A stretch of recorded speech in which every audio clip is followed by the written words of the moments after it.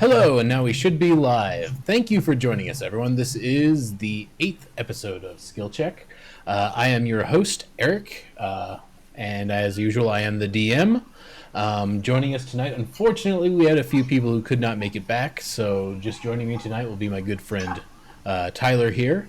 And from last week, we have our guest, Katie. So, Tyler, go ahead and tell us a little bit about yourself and a little bit about your character. As always, I'm Tyler. I'm a longtime D&D player. I've been playing for 20 plus years, around abouts. I really enjoy role-playing. I like to get into my characters. And tonight I will be reprising my role as Helmut Helmhammer, Hat Tool. He is a very paladin-y dwarf. And all that amazing awesomeness that means. All right. Thank you, Tyler. And Katie, go ahead and tell us a little bit about yourself and a little bit about your character. All right. I'm Katie. This is my second time playing this. My first time was last week. I am playing a wizard named Elkarin. And we lost all our other dwarves. They all got burned in the firewall. Yep. That's the story, and we're sticking to it. Too graphic to show on the stream. They were too stubborn. Too stubborn to get out of the fire. Yep. They stood in the firewall and. Yep. We lost them. Yes, when we left our heroes, they were currently down in the a wizard's tower that had been discovered below the Fetid Chalimer, which is a swamp near the village of Parnast. They went below, found several shrines, and spent a lot of time messing with the shrines, trying to figure out what they do. Eventually, they found a gargoyle, talked with the gargoyle. He gave them pretty much the answer on a silver platter of how to get downstairs, and they have gone downstairs. That is where we are currently at. There it is. I can force share it out to you, so take that.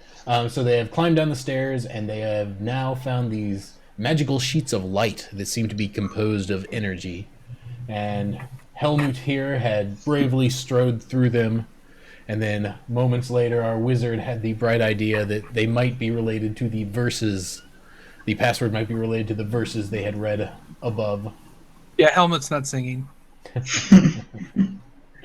Not today. Yep. So I guess we should progress since we know how it actually works now. Right? So, can we get the verses back up on the screen? I bet you would like that, wouldn't you?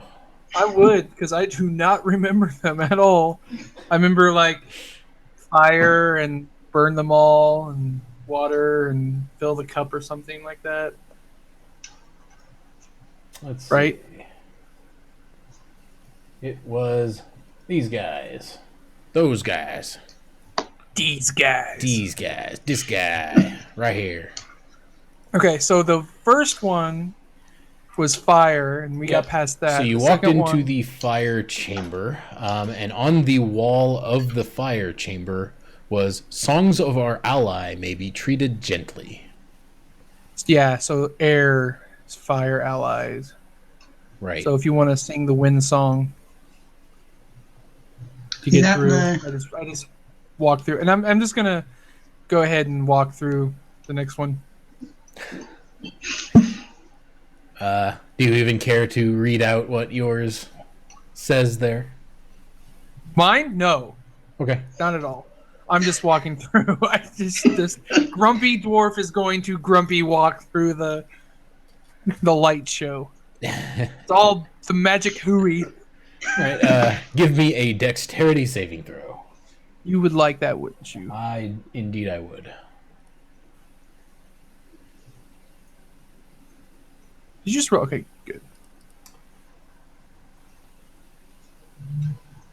That is a failure, so you will take 2 points of lightning damage as you pass through the shimmering barrier of light. Yeah. Take that, me. come on, you can't die on me. I can't do this alone. I'm not going to die. I'm the worst wizard. You're fine. I don't know anything about these wizard things. Elkarin, what would you like to do? Well, I'm going to go through them like the rational person with the songs. Okay. So what's this next one? That's water. Nope, air song. Oh, it's air song. Um, so this would be the. Okay, so we'll sing the air song, Yep, the healing and we kiss. get to go through, or just I need to say it. I don't. At this Yeah. point, Yeah. you were kind enough to sing last time. I don't think we're gonna have to force you unless you would like. Yeah. Just go through. Okay, you sing out Okay. Akkadi's healing kiss, once more to feel, air bursts free in no one's thrall. And when you pass through, you are actually healed for 8 points of damage. Cool. See, that's why you need to know if this follow is the rules. DM trickery or if this is. In the new chamber that you have walked through, the 20-foot square room has a brass brazier in each corner and a circle of arcane symbols inscribed in the center of the room. The shelves to either side of the wall. There are shelves to either side of the wall through which you entered. And carved into the wall there is the saying, "Gently treat with song the phrases wisdom dictates." And Helmut, in your room, this 20-foot square room has a pile of rocks in each corner and a circle of arcane symbols inscribed in the center of the room. There are several shelves to each side of the wall through which you entered. Yeah. Okay, I walked through. Alrighty. So wouldn't I have taken like half damage or something from the last one too, because of all the buffs that we got? Oh yeah, you have resistance to lightning damage. So how much damage did I take before? 2. So 1. Taking one back off. Take your 1 hit point. Will. This time, dex saving throw again. This one will be... This one, you do not get a saving throw.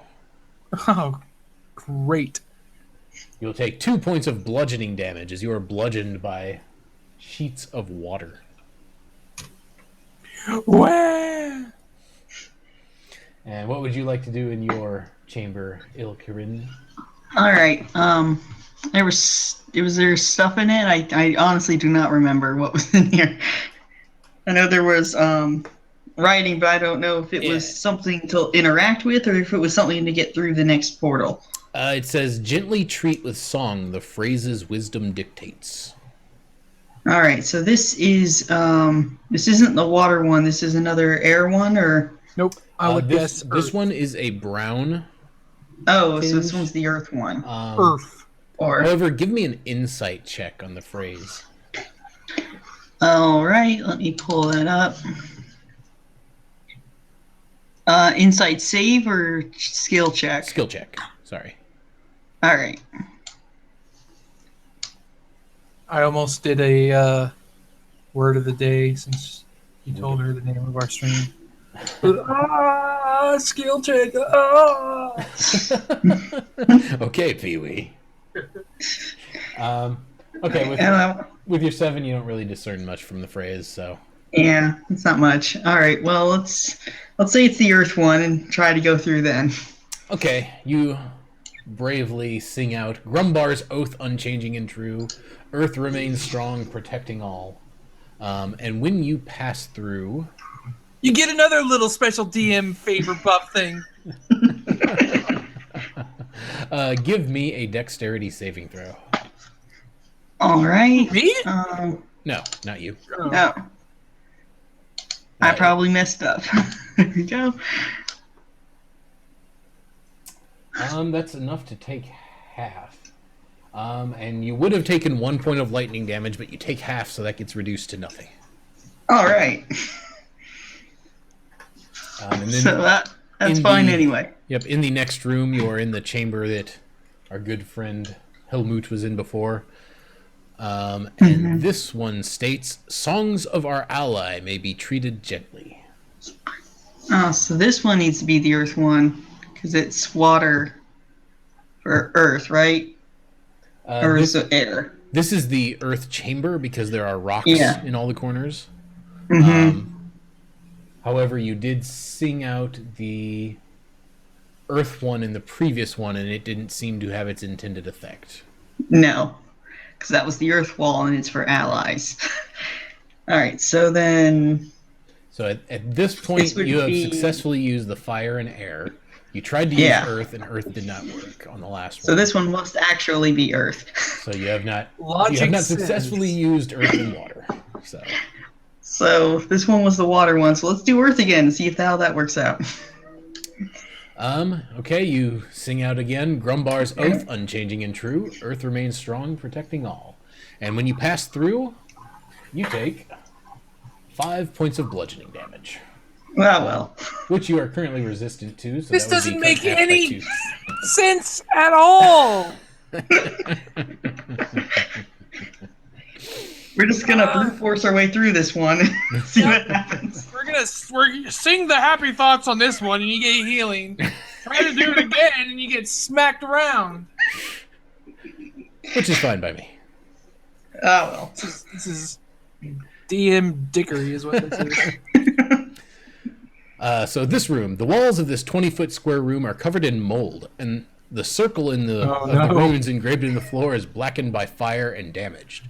On the shelves by the entrance is a foot-long length of ivory wood. I walk over and look at it, but I do not touch it. What do I see? Give me an insight check. Yeah, I thought so. Good old dwarven insight. Oh, That was actually pretty decent there, Dwarvy. You actually think it might be... It's shaped and looks like it is a wand of some sort. I do not touch the shit out of it. No, this doesn't sound good. You sound like you're being protective in this wizard's dungeon filled with traps. I'm like, Karen, Yep. don't touch the wizardy bits.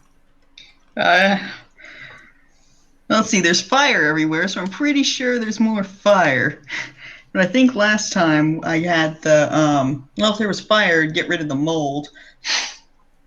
Well, well- depends on the mold. Yeah. I've encountered mold before that strongly reacted to fire, and we weaponized it. So, Well, I'm afraid to touch the wand, but oh, it's free stuff, and video games rule dictates if it's not bolted down, you steal it. So, many rooms have been stolen. Yep, you can certainly reach out and grab the wand if you wish. that didn't work out last level though. Last week that did not work out. So let's see if we'll need it. Let's look around and see what we find. So can we go deeper into the room?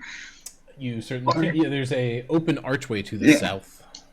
All right. Let's God dang it. take a look in here. See if we need it. So this is going to be one of those awesome moments where character has to differ from player, because the player in me cannot let that wand stand. It has to be taken. My character doesn't want anything to do with magic-y bits. You know you want to. You know you want to touch it. The chat is saying you I should am do not it. known for my restraint in touching the new objects when we The play. chat is saying you should do it. All right, this All is right, what's going to let's- happen. As soon as you walk past it, I'm going to grab it and go, "You forgot this!" Okay.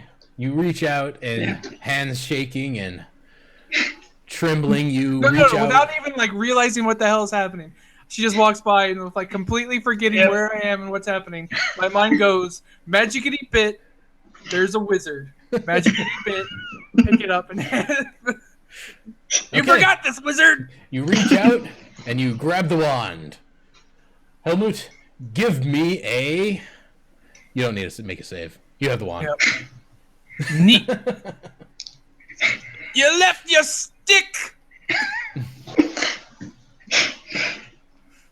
All right. Well, do you want to have magic too? Because this is a wizard tower. No. All right. I can get the stick if I'll hand it they're to giving it up. We'll have the wand in there, though I'm pretty sure I have a staff already, but we might use it to marshmallows or something. Do you have detect magic or anything in your skills for spells? Maybe. Let's check. You don't have it prepared, No. but you would have it in your spell book. So you could spend 10 minutes of downtime to cast it as a ritual and not use the spell slot. Sure, okay. I'm not sure how to do that, but I got 10 It minutes. basically just say you're taking 10 minutes to cast it as a ritual. That's all you really got to do. Yeah. And I'm All gonna right, let's do that. I'm gonna come into this room and I'm just going to look wary at all the walls, warily at all the walls, like I'm in like the most horrible place ever. This is dwarf hell. You spend 10 minutes doing a little ritual to detect magic on the wand, and it does indeed glow. So Okay. it is magical. Well, So it does magical something. wand means Yep. something better than probably your staff. Yeah, probably. I mean, I got this at Walmart, so you know. You got a wizard Wally. mart. Good old Yep, Wally Wizard wands. All right, so we have the wand now. Is this? I don't think this door is open. It is currently not open. This is true. All right. So, I seem to remember having emotions about locked doors from the last. yeah. I'm going to take a minute and I'm going to heal myself with lay on Well, hands. if you wish, you guys could take a short rest and spend hit dice. I don't think you've done that yet. No, No? can she And- identify in a short rest? Yeah. Or does... Yep. Okay, yeah, let's do that then. Yeah. Okay. Yeah, you guys spend an hour or so taking a short rest. Over the course of the short rest, Ilkarin, you take the time to identify the wand, and it is a wand of web. Ooh. It requires fancy. attunement by a spellcaster. It has 7 charges, and you can expend 1 charge from it per day to cast the spell web. I put it in the chat there if you want to take a look at it. And since you took the time to identify it, you can also attune to it if you wish. What would that do? It just means that you can use it now. Oh, okay. Until it's attuned to, you can't use it. All right. Well, let's attune to it then. The mechanic behind that is you can only have so many items attuned to you Right? at a time. So yes, you can attune to it, and now you can, in addition to being able to use it as your spellcasting focus, you can use it to cast the spell web up to 7 times per day, essentially. Which is neat. All right. What's a web do? Surprisingly, it creates a web that things get stuck in. All right. So get a net. One of the things I really, really like about D&D versus something like an RPG, like especially like the old school RPGs, is utility is so nice in D&D. You can do so many things with it. Whereas, like if you were in a video game and you shot a web out, it'd be like, oh look, there's a web that everybody's just going to avoid. With in D&D, you can actually like, I'm gonna block up this passageway, or or I'm gonna make this gigantic creature stuck to the ground and immobile. It's Yeah. super nice. We're not stuck to the programmer's action. Right, exactly. Yeah. All right. Well, now we have web. Let's figure out how to unlock this door. Is there anything else in this room besides the door? There is not. Even you got little gravelly bits over there on the ground. There's nothing. It's just Some broken just wall. randomly drawn and Broken stuff. wall. Yeah. Broken wall. Is there anything in the broken wall? I'm gonna look. No, in the like a chunk out of the wall. It's not. There's not yeah, like a hole. I'm putting my hand in the chunk. Okay, you put your hand in the chunk. Your hand is now in a chunk of broken wall. Congratulations. Yeah, just what I wanted. All right. Exactly what I hoped to achieve this evening. All right. So let's see. How is the door locked? Is there like a normal? I don't know. Let's padlock try you can break? opening it. Yeah. All right. I'm gonna be the risky one this time. I'm gonna just jiggle the handle and see if we can Yep, force it I'm gonna open. go over here. You go ahead and be the risky one. Yeah, so you go to open the door, and it is not locked. It opens. I said try opening it first. All All right, well, let's go through then. I commend the magician on her magical abilities because I just assumed that dwarf was completely. They were all awful last time. Workbenches line one wall of the large room. Each workstation seems outfitted with a table of the appropriate height for working with tools and supplies. Most of the tools are in too poor of shape to be useful, as are the supplies. Well, it's probably proper height for the wizard, but not the dwarves, unless it's dwarf height. But all right, so is there anything of use, or is it all just junk now? Give me an investigation roll to kind of look around the room. I bet nobody in chat gets my Spider-Man jokes.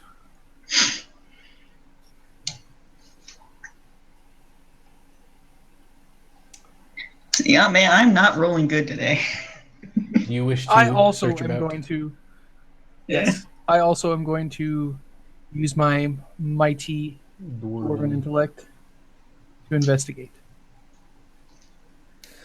Your Mighty. mighty dwarven intellect seems to have done it.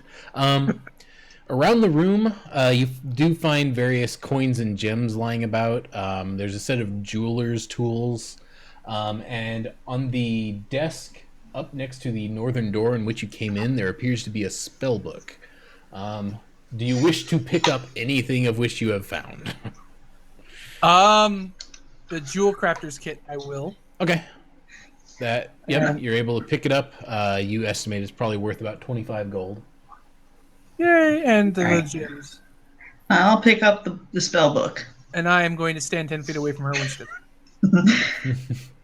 Okay, so you pick up the spell book, and as soon as you do, crap. everyone give me a perception check. Double crap.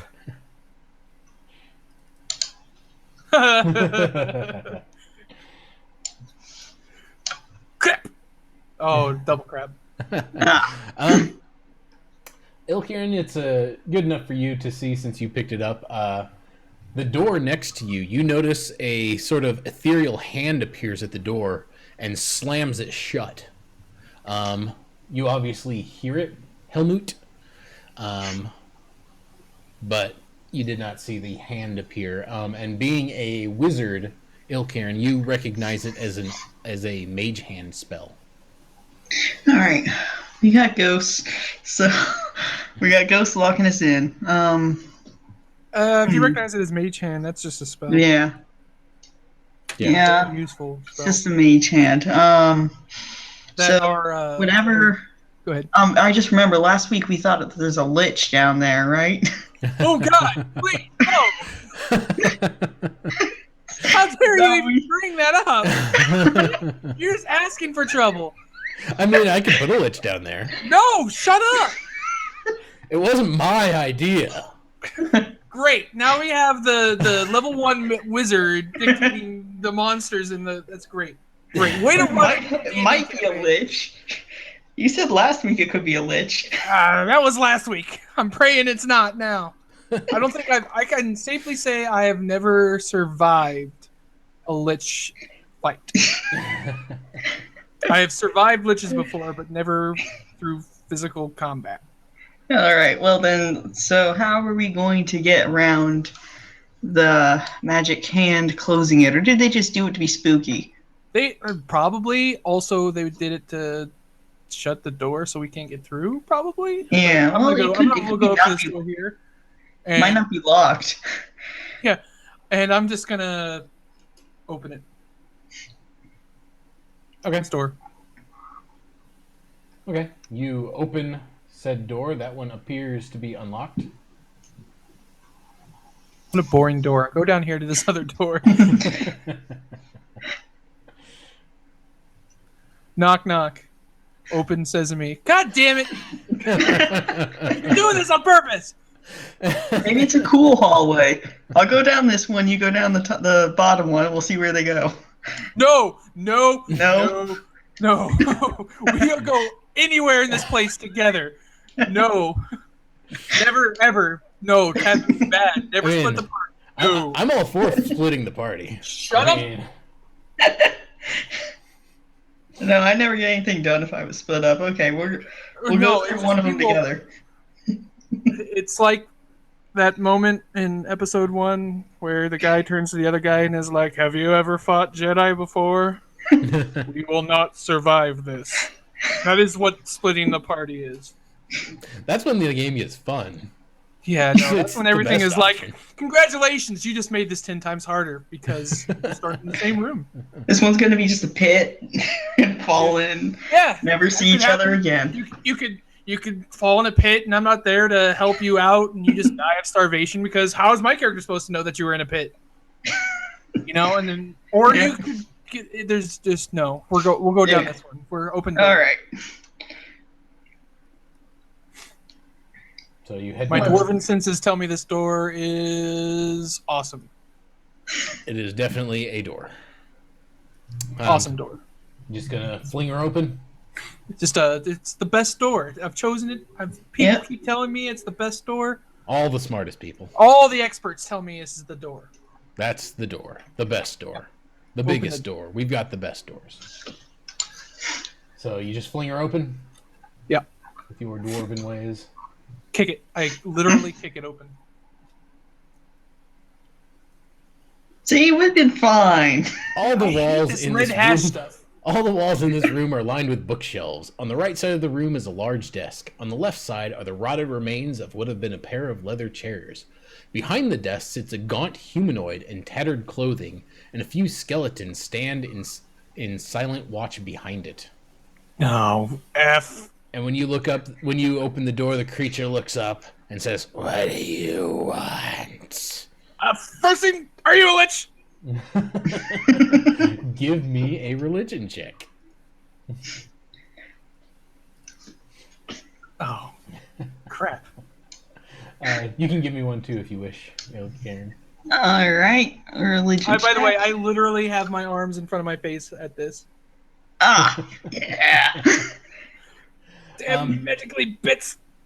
You recognize it, Ilkaren, as a white. Oh, double F. Okay. Is that worse than a lich? No. No. Okay then. Still not good then, but No, not good. Okay. So, hi.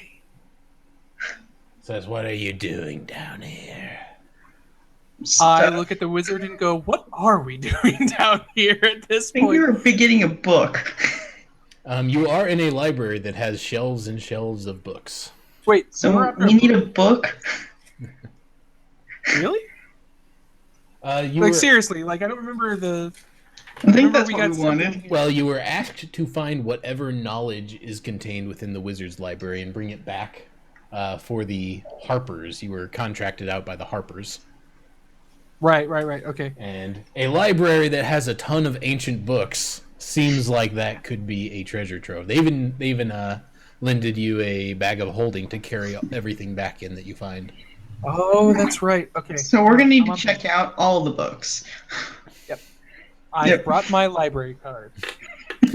The white looks at you and says, "No one may take the books from here." Could we try? I think you are wrong. Not white. Yep. When you say We're that, gonna. These are the jokes, people. the, Bear with me. the white stands up and says, "I will not let you take books from my library."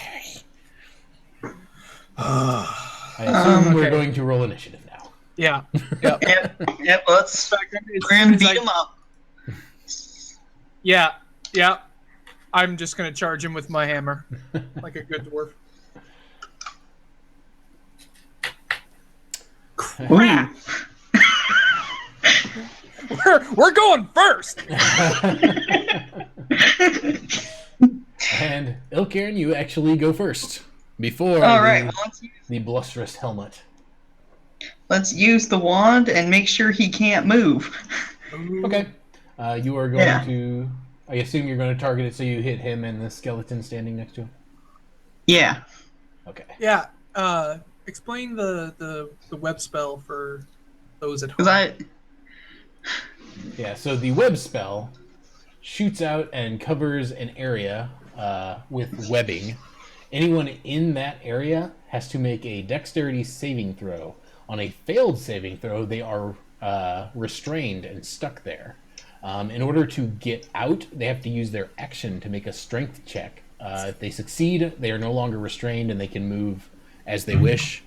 You can also set the webs on fire. Ooh, well, I don't think I can do that in the same turn, but No, not in the same turn, but yes. I do have what was it, fire hands or something? Burning hands. Yep. So What that is would be your good later. what is your save DC? Mine, where's that? It's going to be under your actions. If you look up one of your spells, you should be able to see the save DC on it. Let me. It is 13. I just looked it up for you. So, Okay. let's see. The white will make it save, and the white will apparently succeed. And the skeleton. Let's see you make your save. It apparently will succeed as well. I'm the worst wizard. I am on fire tonight. We all are. Look what we rolled for the last 4. This is true. Helmut, Oh, you are man. next. I tried. I will move here. Is that difficult terrain because of the webbing? No. If you entered the webbing, you would have to make a save or be stuck. But if you're not entering the webbing, you're good. Are we going to consider that enter the webbing? No, just the areas it has highlighted. It's not highlighted, so you're good. Looks Maybe it is highlighted to me. highlighted. It is highlighted, so no, do not go there. Unless you wish to make a save against the web. I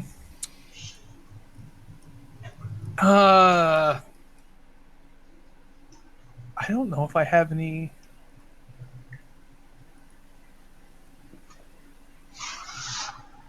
Yeah, I don't know if I have any long range. I'm gonna.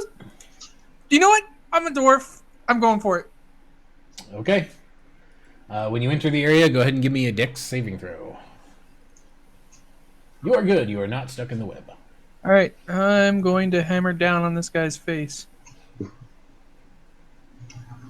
It is worth noting that since they're going to be starting their turn in the web, they'll have to make the save again or be stuck there. So Cool. there's a chance they'll be stuck. All right. Hit. That is indeed a hit. And I'm going to smite. Smiting undead. How atypical of a paladin. I can. It's. Is it always 2d8 or do I can use? No, I only got first level spells. Never mind. Yeah, if you had second level spells, you could do higher, but you do not. Yeah. I do not. That was shitty all around. Anyway. Okay, next goes one of these the only skeleton. Next goes What the have you only got? skeleton. What have you got planned? What else is in this? The skeleton is stuck. So now he can try to break out, which he will do. Which he will not do, so he is still stuck. The librarian as well starts its turn there, so it must make a save. And it succeeds. Ah. It will move its way out of the web and go after you, Helmut. When? As if you didn't expect that. Yeah. And it will miss terribly. So it comes out and it tries to claw at your face, but it's still shaking off the webs and kind of mucking about with them, so it is doing terrible. Elkarn, what would you like to do? All right. Let's set the web on fire. You could certainly do that. You could actually, if you wish, you could move over and catch the librarian in your burning hands if you're going to use that. Yes, that sounds good. So would it here work or? Touch. You gotta be up right next on him. Burning next hands to isn't touch, it's a cone. Is it cone? Yeah. She might catch you in it too, though, Helmut. So where could I move that would keep Would here work? You'd be kind of hard pressed to hit both the webs and not hit Hmm. him, especially since he's standing in the webs, Yeah. and you'll be setting them on fire. Well, Helmut's not in the webs, is he, or is it? Yeah, he is. Hmm. Yeah, Helmut's actually standing in the webs. Yeah. He moved into them. Yeah, so I can't light them on fire. Well, So we'll you save. can. I mean, there is a proud tradition in D&D to the wizard setting the dwarf on fire. And you do resist fire damage currently from the shrines above.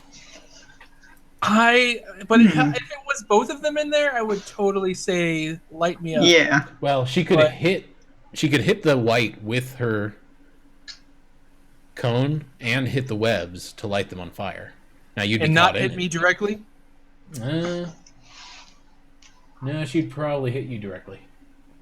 Well, No. She could move south of it and aim the cone north to go past you.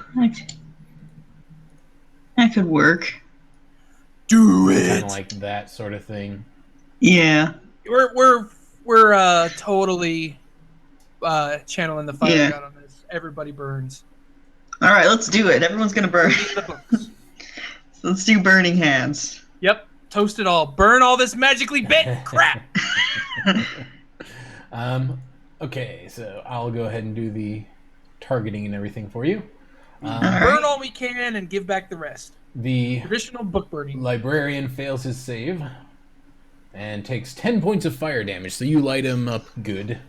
The webbing bursts into flames, and the flame spreads very quickly.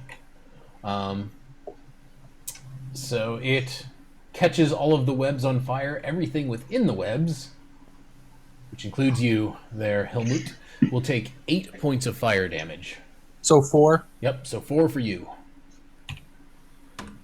And there is no save, you just take the damage for being in the burning webs. And then the webs burn away and are gone. So you set a good amount of fire to the room. Yeah, but I freed the skeleton. With their magical unfortunately, books, right? So they don't get hurt by the... Yeah. Yeah, we don't want to burn the library down. Well, I mean, you may not want to burn the library down. So after you, Ilkaren, goes Helmut. Helmut is going to swing away. Like a spider? Swing away. Spider dwarf? Spider dwarf? Yes. No. Ha! Double oh. Man, I'm going to smite. You bring down your divine fury right onto his face and strike him a strong hit. He is looking very ragged after your assault. I cannot smite to save my... The gods do not favor you, but your sword very much so does. They're mad that we're trying to steal some books. Yeah. No dwarf dies to a bloody book stamper. The skeleton clanks his way over to you, Helmut, and pulls out a sword and begins slashing at you and scores a piercing hit. Why does a skeleton in a library have a sword? It's a guard. How are you going to guard the library without a sword? And the white as well is going to again slash at you with his claws. I don't know if I like this world building that you're doing with this. And you will need to make a Constitution saving throw as it attempts to drain away your life, Helmut, with its claws. But you are good. Yeah. Thanks for letting me roll it, but I don't care. It's automatically applied by the effect. Yeah, okay. Bloody whites. And Ilkaren, back to you. All right. Well, I'm gonna stay back here where it's safe. Let's do. I don't know if they're weak to anything, being pretty much half dead, but let's do magic missile just for fun. Let's do magic missile. Okay. Did that work? Yep, magic missile. You shoot 3 missiles and you automatically hit for 1d4 plus 1 damage. So you can direct 3 hits into any creature you want. All right. Well, let's do. Not the dwarf. Not the dwarf. Not the dwarf. You could hit everything in front of you, all 3 of them. Not the dwarf. Yeah. Let's hit 2 for the librarian and 1 for the skeleton. Well, you can roll them first and see the outcome. Oh, okay. Where? So I'm rolling which one again? 1d4, so the little pyramid triangle-looking one. Actually, if you go to your Actions tab and you click the magnifying glass next to Magic Missile, you should have a damage button there that you can roll. Yeah. Okay. I have to also agree with chat. Not only can you hit any creature, but you are perfectly allowed to cast Magical Missile at the darkness. Of course. I cast it at the That darkness. is not good. Yep, you shoot. Are there any girls there? You shoot your force missile, which strikes out and hits the librarian, and it slumps over and falls face down on the ground. No, I have blue eyes. Clearly stated that I cast Mordenkainen's Magical Watchdog. It's part. You asked me if I had any spell components, and I clearly said I wanted to cast Mordenkainen's Magical Watchdog. You didn't say you actually cast the spell. I'm gonna get some Cheetos. Has anyone got a quarter? I want to get a Mountain Dew. Yeah. So, sorry, that's we left probably the other references dwarves in the that tavern. That's probably references that you don't understand, Ilkay, and I'm sorry. It is. No, I get it. I've seen that. That's hilarious. That's why I cast Magic Missile. Yep. So you have 2 more missiles that you can direct at anyone you wish, dwarf included. Oh, okay. By the way, Alright, you well- totally passed that test. You played D&D. Yeah, roll the dice to see if I'm getting drunk. All right, so let's do the last 2 on the skeleton. Do I need to roll again? Yeah. So you'd roll it 2 more times. All right.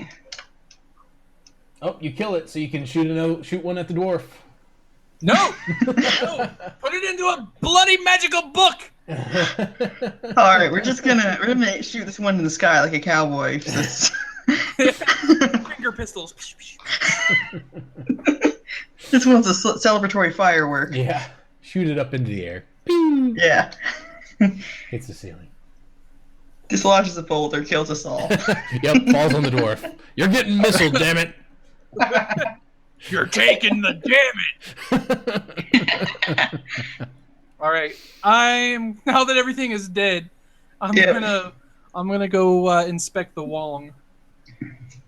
Inspect the what? The Wong. I'm making that same joke again. Okay, go ahead and give me an investigation check. It's a dead body! How am I supposed to not find things? Investigation? God, this is such a great stat of mine. So on the librarian, I find all the things? you do not find anything of note. Not a very good librarian. However, as you're searching around the librarian and the desk there, you actually notice in the wall behind you there appears to be a secret door. Wow, I am observant. Awesome. It seems to be I'm going to hidden note that. slightly behind the bookshelf over here. Yep. I am going to take note of that. I'm going to tell the wizard about the secret door. Mm-hmm. And then I'm going to continue my look around, and I hand her the bag of holding, and I'm like, get your magic-y bits in the bag. Yeah, let's start grabbing some books off the shelves. Just grab some and see what looks interesting so we can at least have something to bring back when this is over. Oh, don't even... I want you to throw all the burned books. I want everything in the bag. It's a bag of holding. Yep. Yep, so you're able to start shoveling stuff in there. Do you wish to inspect anything, or do you just wish to start shoveling it? Let's see I if I am can. going to, I'm going to start throwing books on the ground, looking for like secret doors and shit. Yeah. Is there a way for me to check to see which books would be good, or like we did with the wand? No, you can never do that again. That was the Nope. one Yep, time. that was the only No. time. Oh, okay. All right. No. If you wish, All right. give me an investigation check. Can I make a check for checking this Ooh. bookshelf? So, Checkity check. Good so work, just woman. kind of thumbing around the room,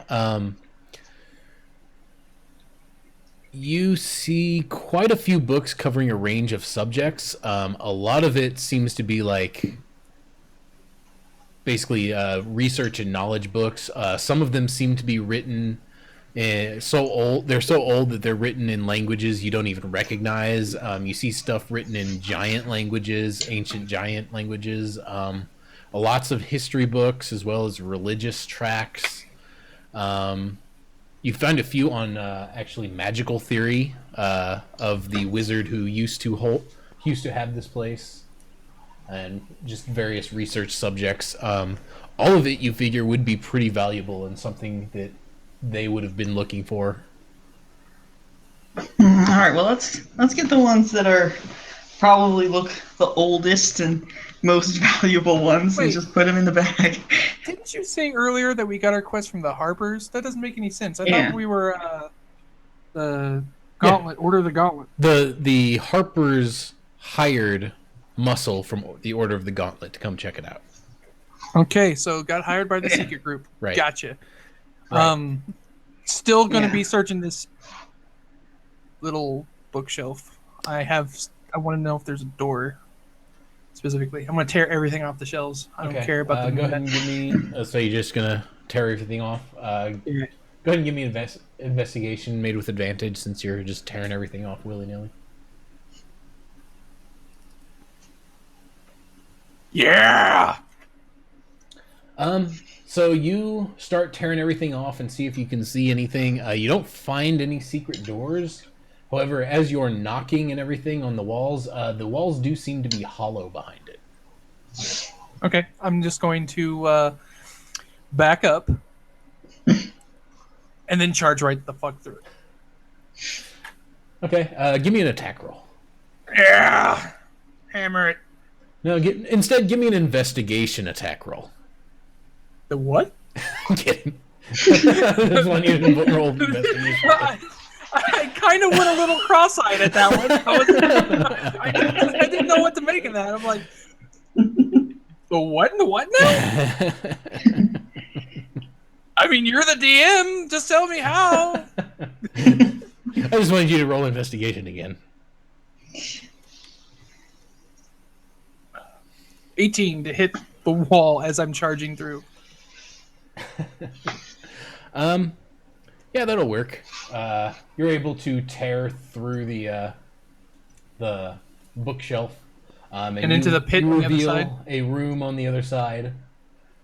And when you break through, this appears to be hidden behind the wall here. And once you break through, you actually see a door on the northern wall. From this side, it's obvious there's a door. From the other side, it was not so obvious. And just getting in here, you can tell that this appears to be a treasury of some sorts. By the way, obligatory. Oh yeah! As soon as I got through the. However, the treasury seems to be mostly depleted. So he had a gambling problem. Now we're dealing with gambling wizards. But you are able to salvage a total of 200 gold pieces. Yep. I just start putting gold into my pockets. I'm sure at some point the wizard's going to investigate the loud crash that happened a moment ago. Yeah. Yeah. But you okay? Yeah. I found Breaking treasure. books, did You you? want some? I mean,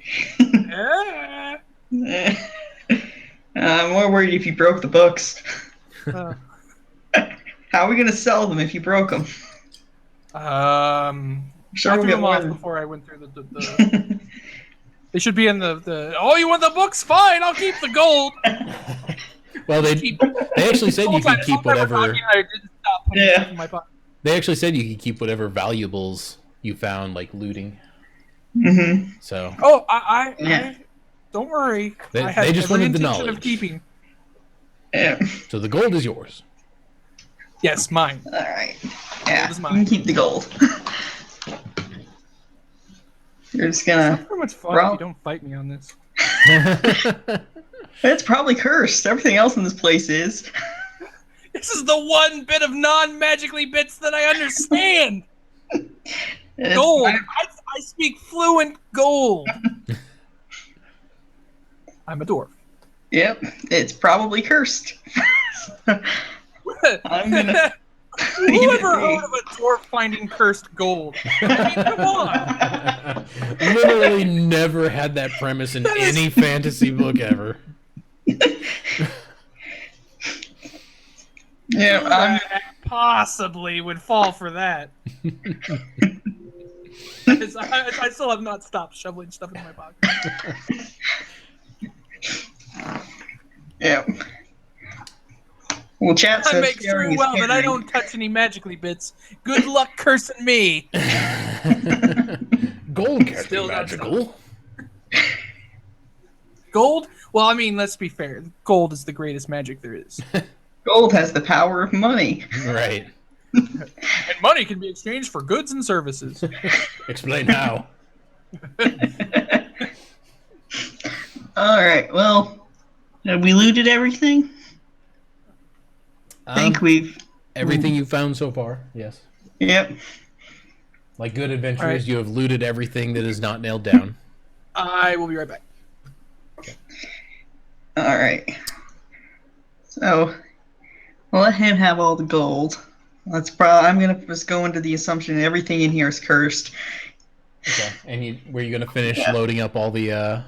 Yeah. I mean, how is the bag of holding going to weigh me down? Any? I don't want to get over encumbered. A bag of holding is a magical item. No matter what you put in it, it always weighs about a pound, and it can hold. I think it's 500 cubic feet of stuff. Well, we don't want to fill up if there's a secret door and there's another level full of cooler stuff. Well, I mean, I guess we could always dump it, but it could easily fit everything in this library, including the bookshelves. all right. Well, I'll You just took the keep bookshelves, looting I in the got last bit meantime. of that. What's that? She was worrying about filling up the bag of holding. Yeah. Oh, So Yeah, I didn't take want to the get over encumbered and not be able you to can be run magic away. bookshelves. I'm going to start hammering the bookshelves and throwing them into the bag. Okay, as you're finishing stuffing books into it, you do actually happen upon a book that appears to be the wizard's personal journal. And it appears to contain detailed plans for what he had planned for the tower. I pick up the book, end it, and I say, I don't speak wizard! All right, let's read it and see what he was planning. So in addition to what you've seen so far, it looks like he was planning additional floors to showcase a waterfall and something to showcase air and fire. And it seems like he was planning basically elemental-based floors.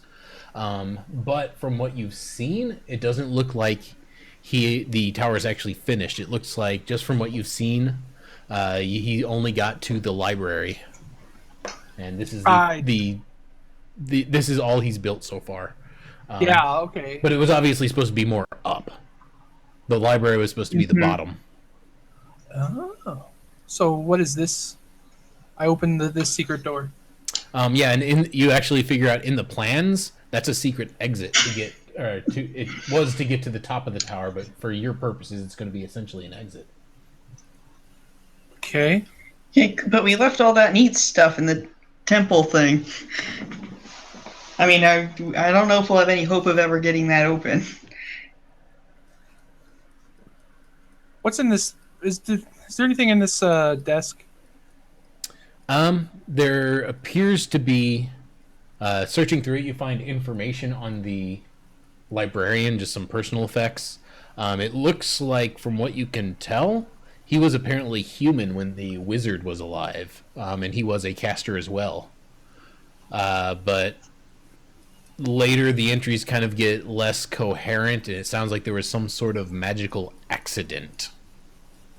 Tell me his name was like Jeffrey Wong or something like that, and then he got turned into a white. Jeffrey Wong, That, who that has is become now white. that is now canon. That's His what name was happened. Jeff Wong, the librarian. We'll roll got with turned that. into That a is white. fine. We can We'll roll with force the history books to be that's what it said. I am going to beat this joke into the ground. All right. Well, we're going to give up on everything that was on the floor above because we never solved that puzzle. Yeah, I'm happy with saying happy to that Yeah. puzzle because I did not know. That was not a fun. No, we spent way too long on that. Yep. All right, so should we run away? Hey, Yeah, we got stuff. succeeded in our mission, and we are leaving with our heads held high. We only Yep. lost 2 dwarfs to this. We lost half the Somehow. party. Let's never speak of that again. See, that's how you tell how Since- successful an expedition is in how many dwarfs it cost you. Yep. We only lost 2 dwarves. We still got +1 dwarves. And let's never speak of the incident again. Nope. That thing that happened that we will never tell why they're gone. What dwarves? We didn't have to. We only had one.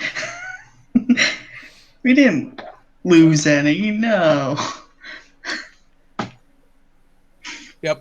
All right. Will bravely lead the way away from the magic tower. Yeah. Let's see if we can get back to town in one piece. Yep, so you're able to climb up those stairs, and they lead you secretly back to the top of the tower, which is the ground floor, technically, since it has sunk into the swamp. And you're able to come back out into the area that you entered at through a secret hatch that only opens from the bottom side. That one sunk into the swamp too. So I built the third tower. That one burned down, fell over, and sank into the swamp. I just want to sing. All right. Let's get out of this muckle butt, muddy mess. Nah. It was so lighthearted and carefree when we started this adventure. Then we lost everyone. I have become sour. Your adventures have soured you. Bitter old dwarf in one easy session.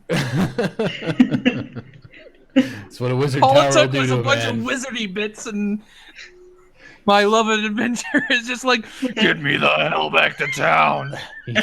And that's how you developed PTSD from the wizard tower. There were lights and invisible walls that just shocked the crap out of you, and nothing made sense. And then we found a bunch of books, and I killed a librarian for some reason. We just stole all the books and stole the library and just left. But I found some gold. That's the important part. I mean, I found nothing at all. No gold. You found what was important. You found gold. So yes, you are able to exit the tower, and you travel back to the town of Parnast. It takes again about half a day or so, so you're getting back pretty late. Is there anything you wish to do along the way, or do you just wish to head straight there and find the person who gave you the job? I The think second part. Yeah, just Okay. head straight back. Get this over with. I don't think Helmut's going to want to hang out anymore Okay. with the wizard. Now that we're done with the Wizard's Tower, you know what I feel like doing? Hanging out at the Wizard's Tower. Let's go back to the wizard's tower, gang. Because it was nothing but sunshine and lollipops. So as you are traveling back, when you get back to the main road and begin heading towards Parnast, You see a lone rider heading your direction. I give him the dwarf eye. And as he gets closer, you see he is wearing the symbol of the Order of the Gauntlet. I give him less of the dwarf eye. And as he approaches, he, makes a fist and does the signal of the Order of the Gauntlet and says, "Hail, be the helmet Helmhammer." Aye. Says, "Indeed, I have come looking for you and your party. It looks like you have dwindled a little since you last left us." Don't know what you're talking about. Best bits are still here. He says, "I come with urgent news from the Order." Well, spit it out. The town of Parnast, which you are currently at, Bad Fruel is beginning to gather his forces and make his move on the town. As far as we can tell, the city is not aware of it yet, but we wished to deliver you this intel before anything untoward happens to the town. Well, then let's hurry back to the town. And he also mentions that worshippers of Cyric have been found in the hills erecting shrines with his symbol. Religion check for Cyric? No, being the Order of the Gauntlet, you'd recognize it. Cyric is an evil sun god, essentially. He uses a skull and sunburst as his symbol. And it's worshipped by goblinoids, usually. And it's, like most civilized folk hate it, and the Order of the Gauntlet specifically has been working against them establishing themselves in areas. So they actually offer a reward for any shrines you can tear down and turn in proof of. What kind of time frame are we talking for the attack? Like, can we knock down a few shrines on our way back? Well, you'd have to find one, obviously, but he says that they don't know the specifics. All they know is they are gathering a force out in the woods. They do not know the size of the force because they have been making camp at odd intervals and not making large camps. They've been intentionally making them small to try to hide their numbers. So it's really just Bad Fruel and his friend Tim. Gotcha. Yes. All right, back to town. We have to warn them. We are obligated. Yeah, he recommends that you head back and talk with whoever's in charge at Parnast. And he recommends, does he? I'm the friggin' leader of this group here. that's why he's recommending, because you can do what you wish since you are the leader. Yeah, and I recommend he stays out of my business, and I'm going back to town. Yeah, drop this off, get paid, and then we'll do the next mission. Let's see here. See, I knew I brought the wizard for her level-headedness. We're not carrying this bag of holding just to go beat up some goblin things and make them steal our stuff. Right? Because we're going to die or something, and then we're going to steal all the things we just fought for. Okay, so you head back to Parnast. By the way, with the bag of holding, I highly suggest you turn it inside out. So you head back to Parnast, and it's pretty late, but you're able to find Azam hanging around, the guy who gave you the job to find the tower and get whatever you could for the Harpers or whatever. And when he sees you walk in, he says, "Ah, you have returned." Yep, here's your stuff. Yeah, we literally grab the bag, drop the bag on the counter. I have not said a word to him yet, and I just hold out my hand, waiting for the payment. I'm not saying a goddamn word to him. He says, "Ah, excellent. It seems you have been successful then." And he starts. Yep. He opens the bag and he kind of starts poking around in it. Says, "Ah, yes, I see. You have quite the trove." And he pulls out a pouch with your payment. If he was when he's got his hands in there, and I'm like, "What are you bloody doing?" And I grab him and shut his hand inside the thing. I'm just like, "You pull your hand out of there right now." We don't want none of them magic-y bits getting out. He says, I see like most dwarves you are not a fan of magic. But he pulls around your payment and he says, here, as agreed. He says, this will do nicely. We thank you for your services. I hand that bag to the wizard. Yeah. All right. For surviving. Now let's never speak of the incident again. Nope, never again.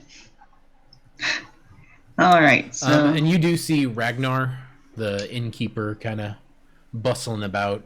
It's late, but you know. I bustle up to the counter for the bar and start jumping at the seat again, trying to get up. Okay, you do, and he comes over and he says, I see you've returned. Ale. And just continue trying to get up on the seat. He nods and he pours you a good stout ale. All right, about this time, I'll probably get up in the seat this time. And so, just out of wondering, how many stout hearts and strong sword arms do you happen to have in town? Just for asking's sake. He says, well, I mean, I head up the militiamen here. We've got a good number. Pray tell. He says, I could probably throw together a good, I don't know, 30, 40 men. What are you looking at? I'm looking about saving your wee little town from Bad Fool. He says, yes, Bad Fool has been a thorn in our side for a while. And he looks to shove that thorn right into the town's heart, if you get my meaning. When you say that, his eyes go kind of narrow, and he says, what have you heard? My order has gotten word that Bad Fool has been gathering men in the forest. He aims to take your town. He says, my scouts haven't noticed anything, but, and your scouts be bad at their job. Well, I've been suspecting there's been a little foul play going on. Do tell. I don't have any hard evidence, but I'm thinking Gundolin Cartwright and his cronies have been trying to mess with my progress in protecting the town and messing with my scouts, if you get my meaning. I don't know if he's truly behind it, but I think something's up.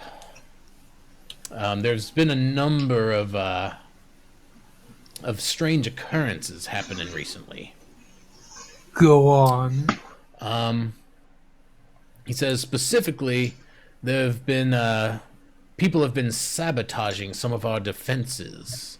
At least that's the way it seems. A number of, for example, one of our wagons that we had just had repaired that we were using to ship supplies. A few days after after we had it repaired, it broke down again. It looks like the axle was cut clean through, you see. There was also a little incident with one of the guard towers. Dark times when you can't trust a fellow member of your village to protect your own town. You're really loud there, Tyler, suddenly. Suddenly loud. Very loud. Really? Yes. Hasn't changed. Let me double check. No, it hasn't changed. Am I still super loud? Yes, you are. Sounds the same to me. Yeah, what did you do? I don't know. Let me adjust my volume real quick. There, that sounds better. Yeah, take that. Okay. All right. Anyway, yeah, sidetracked. All right. Can't trust the townsmen. Can't trust the townsmen. I'm gonna go have a word with this Cartwright. You start setting up defenses here in town because it is coming. So he does list out a few things that he's noticed, in addition to like the cart he mentioned. He says some supplies and tools have been vanishing. We've been storing supplies in a small building in the center of town, but various things just seem to go missing, especially the important bits. So let me get this straight. You're claiming that Cartwright made the cart wrong? Says that might be what I'm hinting at here. These are the dwarven puns, guys. The dwarven puns. All right. He says I couldn't let that go. He says it is, however, late in the day, and I would assume Cartwright is probably in bed at this point. You're welcome to stay here. I have room in the stables for you. I unfortunately don't have any rooms. But if you wish to go out, you can, but I don't know how much you'll find this late in the evening. Oh, I don't think time of day matters when talking about the safety of your town.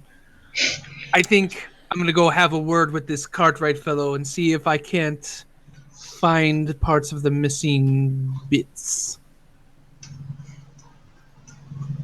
Says, okay, yeah, you can do as you wish. I won't step in your way, but I'd definitely be interested if you kept me apprised in what you find out. If it means this town survives the onslaught, you will know. And that is as strictly committal as I will be on the matter. Okay, and I just shared out the map of Parnass there. I go to the Ponderosa, a.k.a. the Cartwright's house. Okay. For those of you older than 20-something. Okay, so the on the map here, the Cartwrights is marked as number 3. The Ponderosa? Yep, the Ponderosa. You head there, and you do see that it looks like lights are all out. Like there's no... Yeah, I Looks go like immediately and everyone's start asleep. knocking on the door. Cartwright, get your ass back out here! Okay, you begin banging on the door, and eventually the man Gundolin opens the door, and he's kind of bleary-eyed, and he says, "The hell are you doing knocking on my door this late?" Word is that Bad Fool is coming to take the town. I also be hearing that maybe you've been stopping the guards and scouts from doing their work. Says you I can don't take too kindly to this breaching the safety of the townsfolk. says you can be claiming whatever you want, but I'm not messing with the guards. Well, then, if you're not against us, then you would be for us, right? And you're offering to help? He says, I'm not trusting that fool Ragnar. He's Well, a I'm damn not fool. trusting that fool, Bad Fool. Says that he is a problem for the town, but there's not much I can do about him, you see, because old Ragnar there insists that he's in charge of town safety.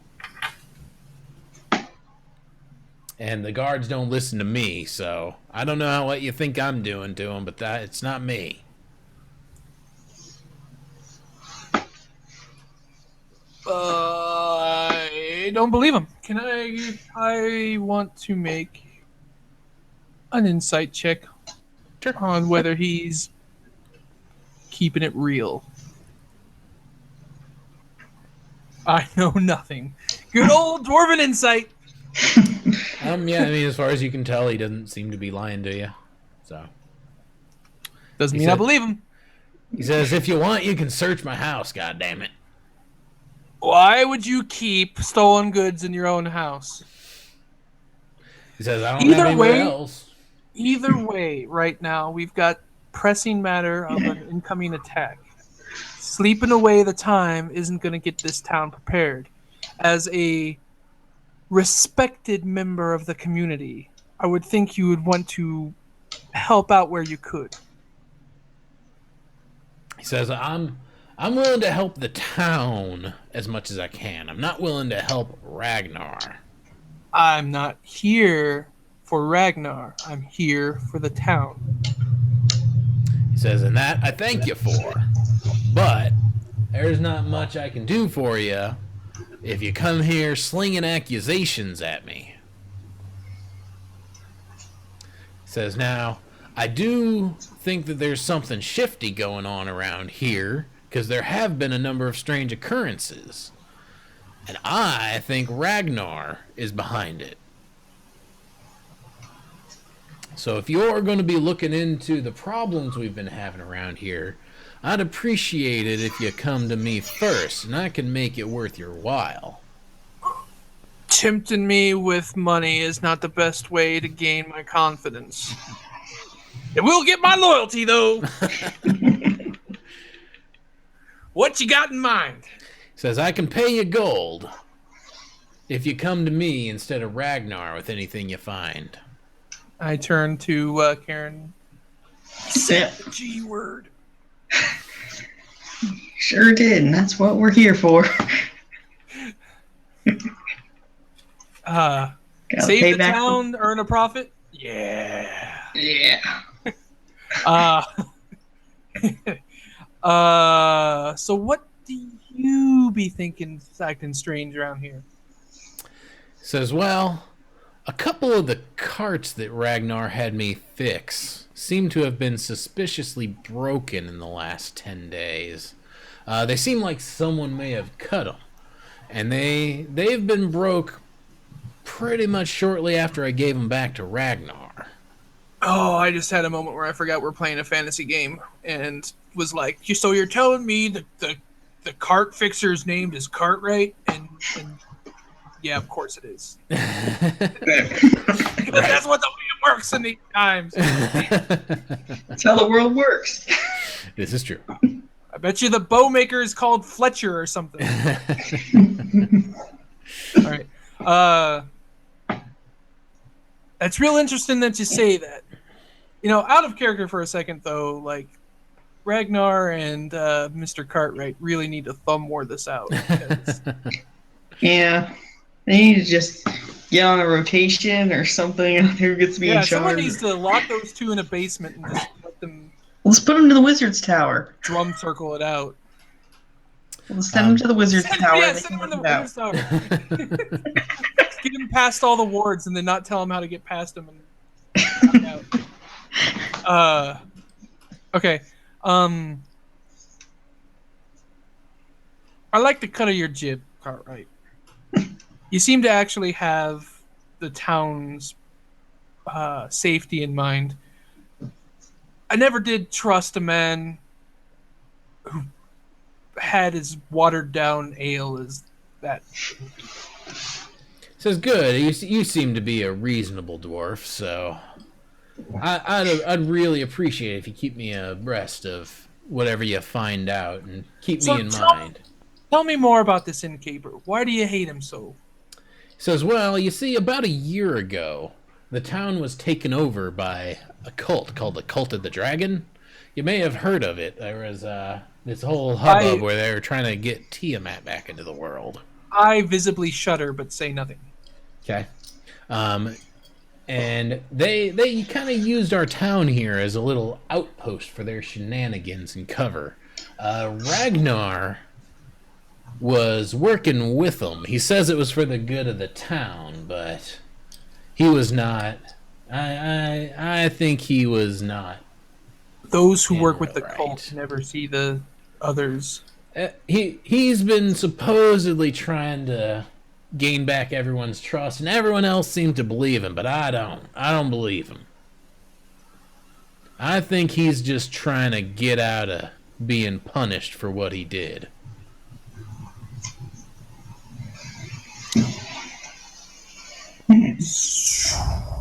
Yeah, I don't much like this guy. He was passing the blame around on the other guy was. Which guy? The innkeeper guy. He was passing the blame, trying to blame Cartwright here. And Cartwright hasn't really, I mean, he's kind of blamed him, but kind of because he had to blame first. Yeah. Oh, it, All it right. could be a dodge. Once again, not player, just or not character, but Hmm. player saying, "I don't trust Cartwright worth a lick. Anybody who has to spend money to gain confidence is uh, not awesome." That being said, the dwarf is all in on this. uh, yeah. Yeah. Well, we can just not tell any of them. Oh, just play Yeah. it against the middle. Let's see if I'm gonna go back to. I was like, Mr. Cartwright, I'll see you in the morning, Says bright and early. I'd like to. I'd like that. Bright and early. We're gonna have ourselves a sit down, and we're gonna get this town ship shape. Says that sounds like that would be a real good time. I'll see you in the morning, and I'm gonna go ahead back to the inn. Okay. Yeah. I'm going immediately to walk up to Rothgar. Okay. Ragnar. Ragnar. When you go back in, when you're heading back to the inn, give me a perception check.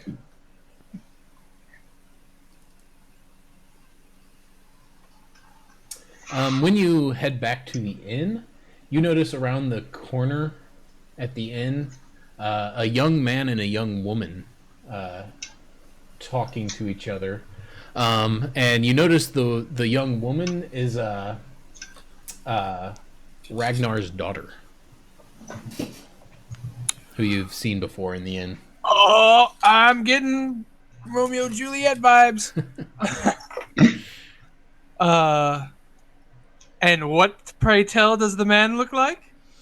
I don't think you've met him before. Yeah, but does he look like anybody I know? Give me an insight check. Oh, what a tangled web we weave.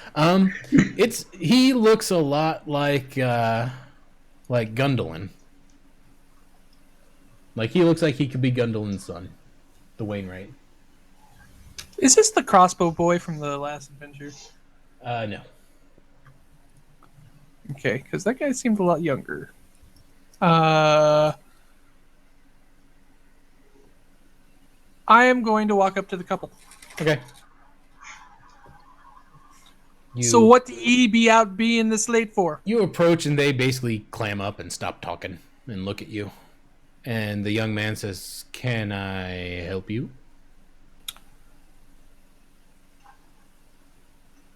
You can. I know exactly who that pretty little girl is, and I have a hinkling about who you are. And if either of your daddies were to find out, I think they'd both be a little riled up. Am I amiss here?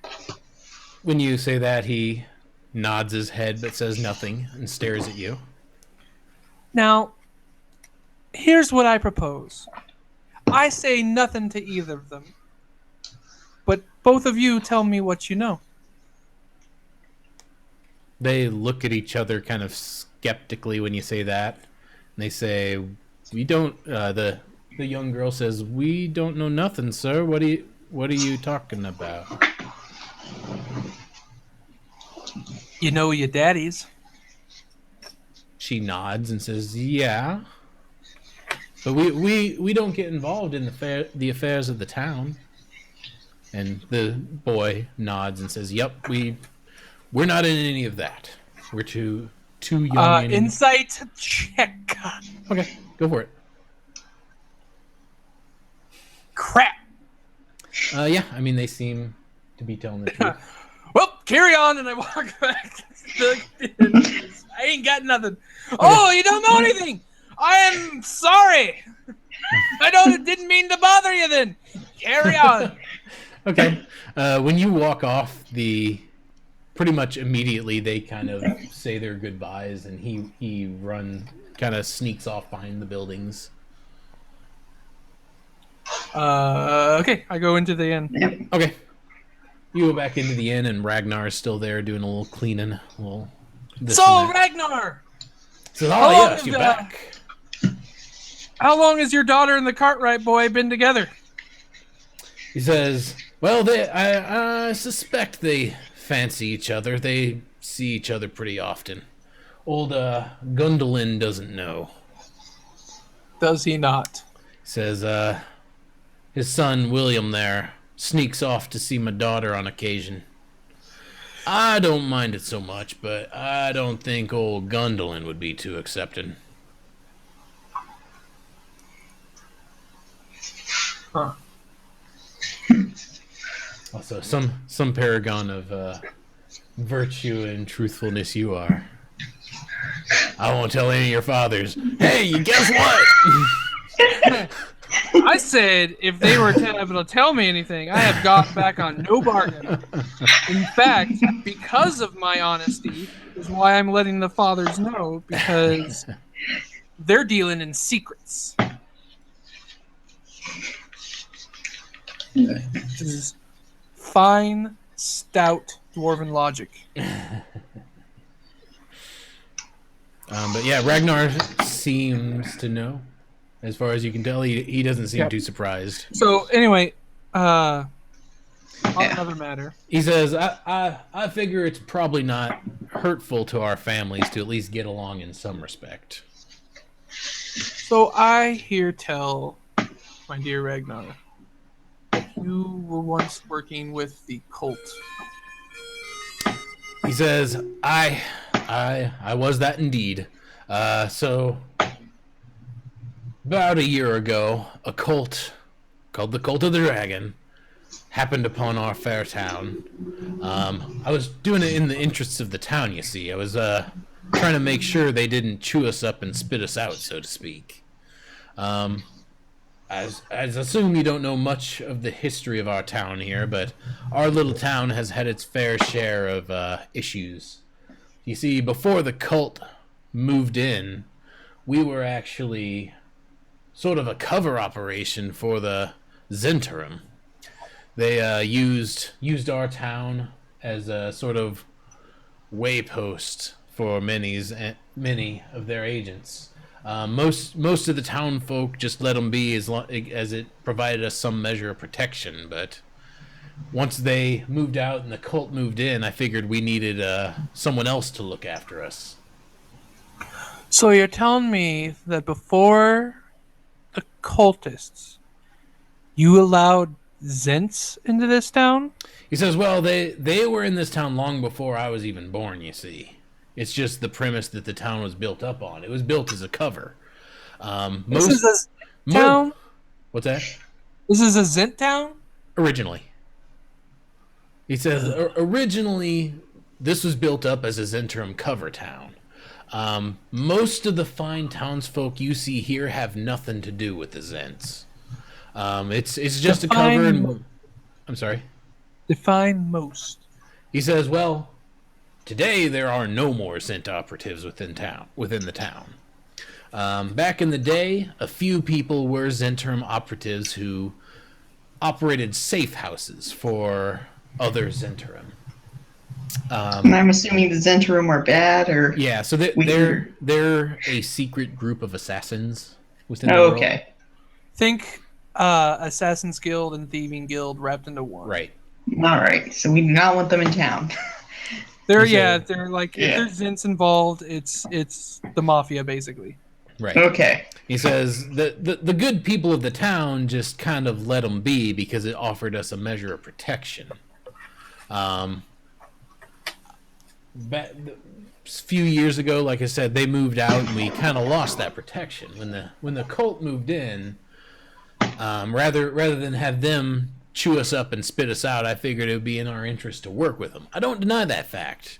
They was eventually run out of here, and that was a good thing. Let me mind you, they were in the process of, it seemed, chewing us up and spitting us out. Like I said, they were not too good to us.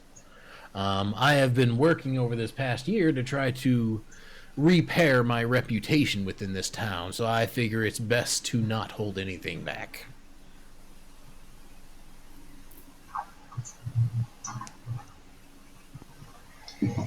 And he looks at you expectantly for the next question. I'm sure he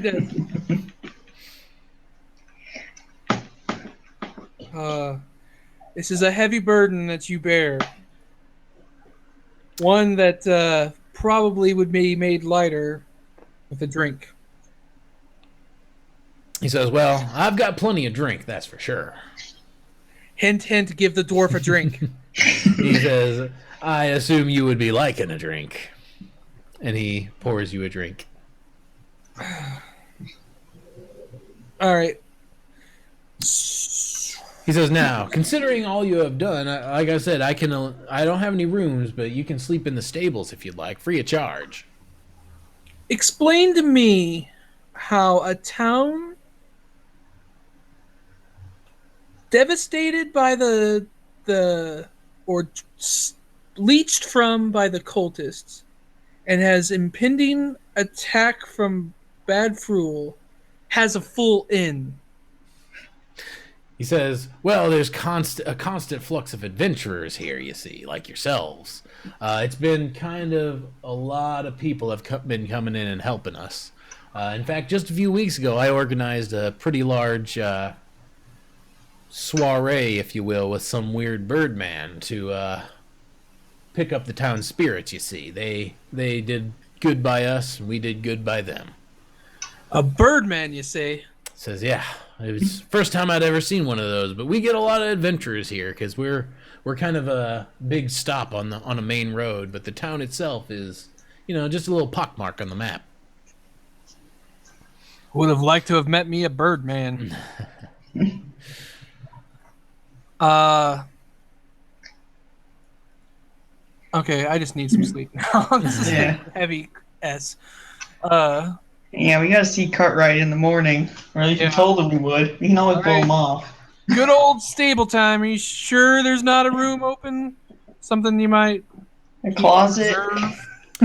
Shrugs and says, unfortunately, I'm booked. I mean, I can't... Not much I can do for you. If not even for the savior. Not even for the savior of your town. Says, if I would, I could, but, I mean, I'm booked.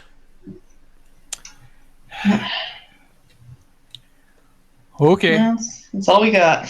To the bedchambers, a.k.a. the stable.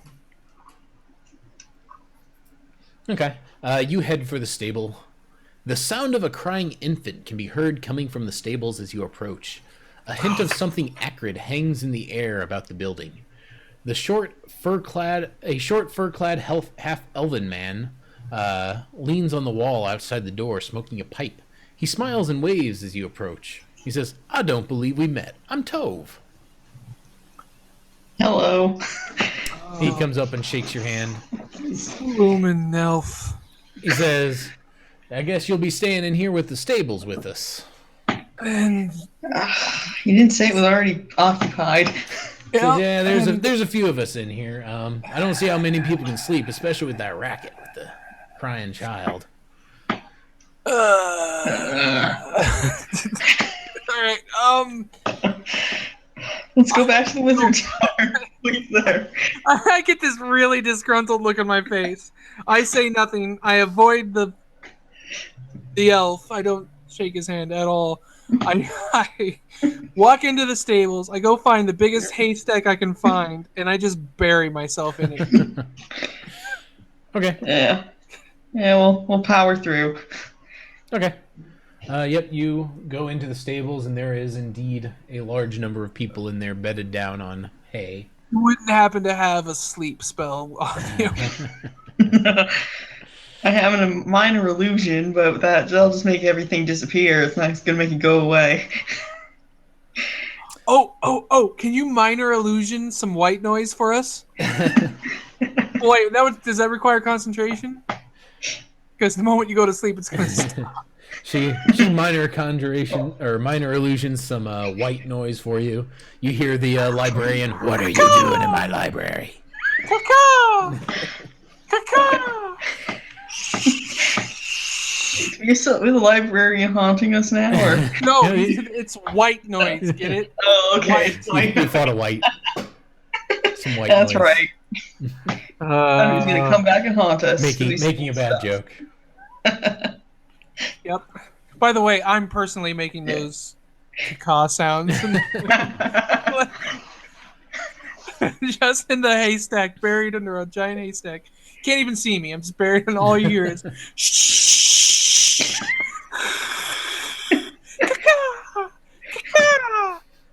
Putting myself as my normal night ritual.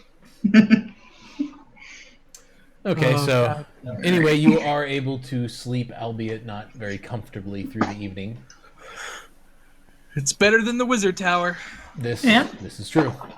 Can we get a long rest? Yes, you can. So you take a long rest, and you wake up in the morning. Sun rising over the Baby wailing. Yep, the baby wailing. Yeah.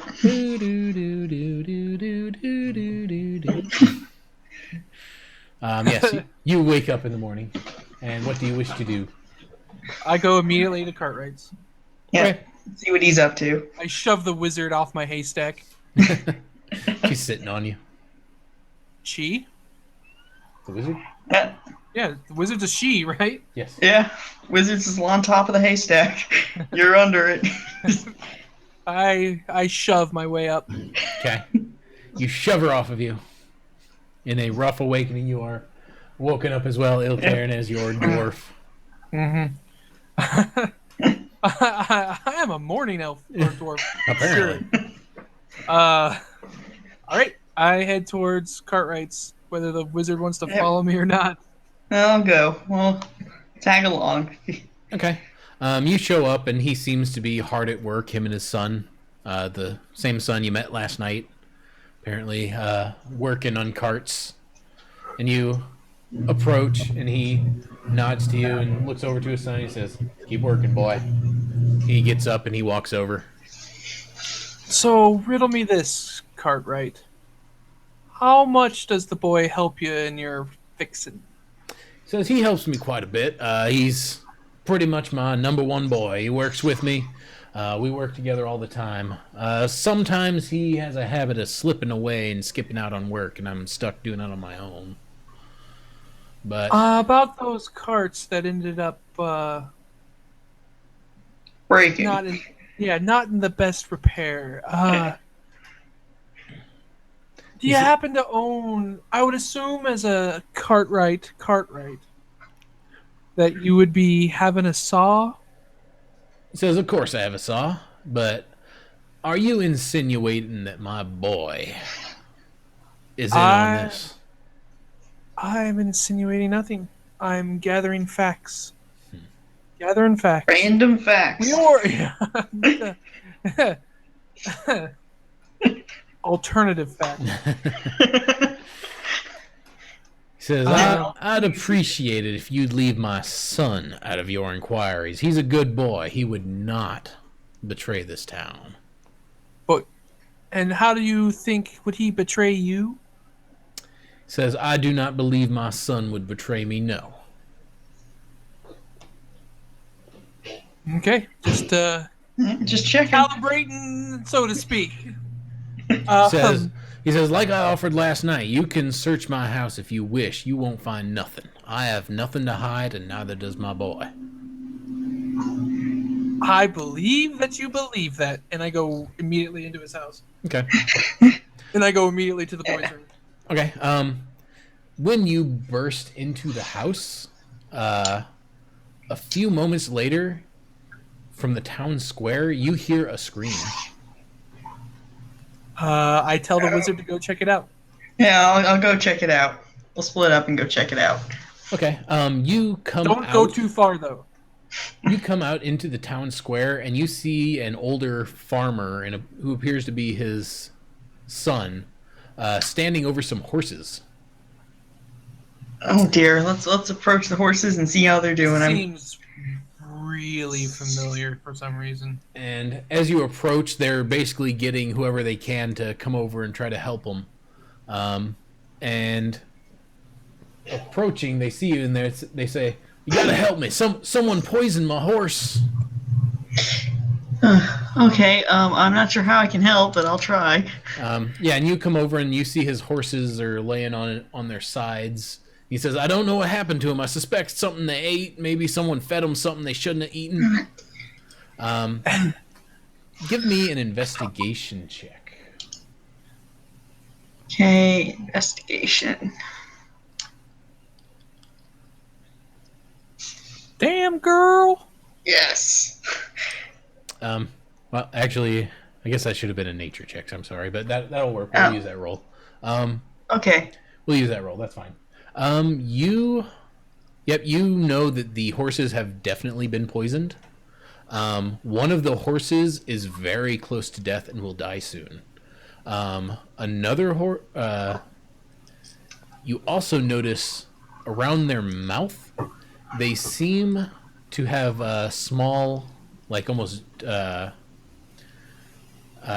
juniper berry, or not berry, like the stems from a juniper tree or something on them. But you actually recognize it as a highly toxic form of yew plant.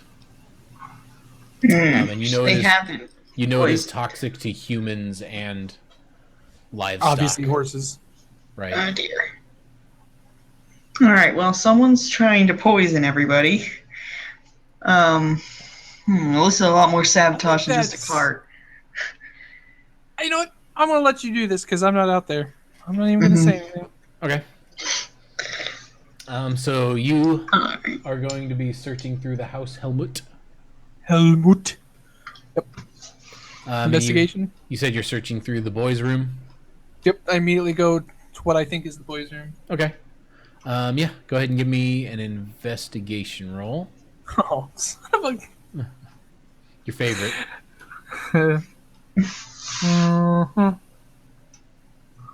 I look under his bed, and that's all I really look at. Yeah, in what you suspect is the boys' room, you don't really find much of anything.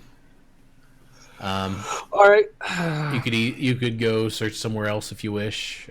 Yep. Is there like a basement or anything like that? There's a cellar? no basement, but there is like a workshop kind of area. There's obviously the main living area. There's the bedrooms for the father, the bedroom for his son, and I mean they don't have a huge house, so. Yeah. I'll go to the workshop. Okay. If I can... Okay. Yeah. Go ahead and give me an investigation check in there. You don't seem to find anything. This room looks in there good either. too. Yep. All right, to the parents' room. Okay. Go ahead and give me an investigation. You start searching around in Gundelin's room. You don't find anything of note. Yep. I mean, you could double. I go back to the boys' room and I try that again out of frustration. Okay. Yeah, searching through the boys' room again, you don't really find much of note.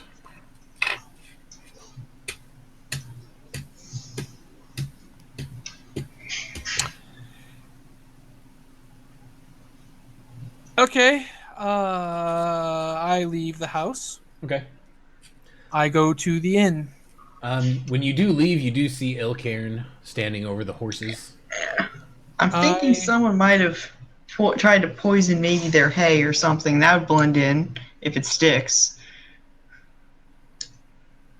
I mean, if someone's trying to sabotage just the horses, they've obviously succeeded in that, but I don't know if they've tried to kill actual people with the poisoning.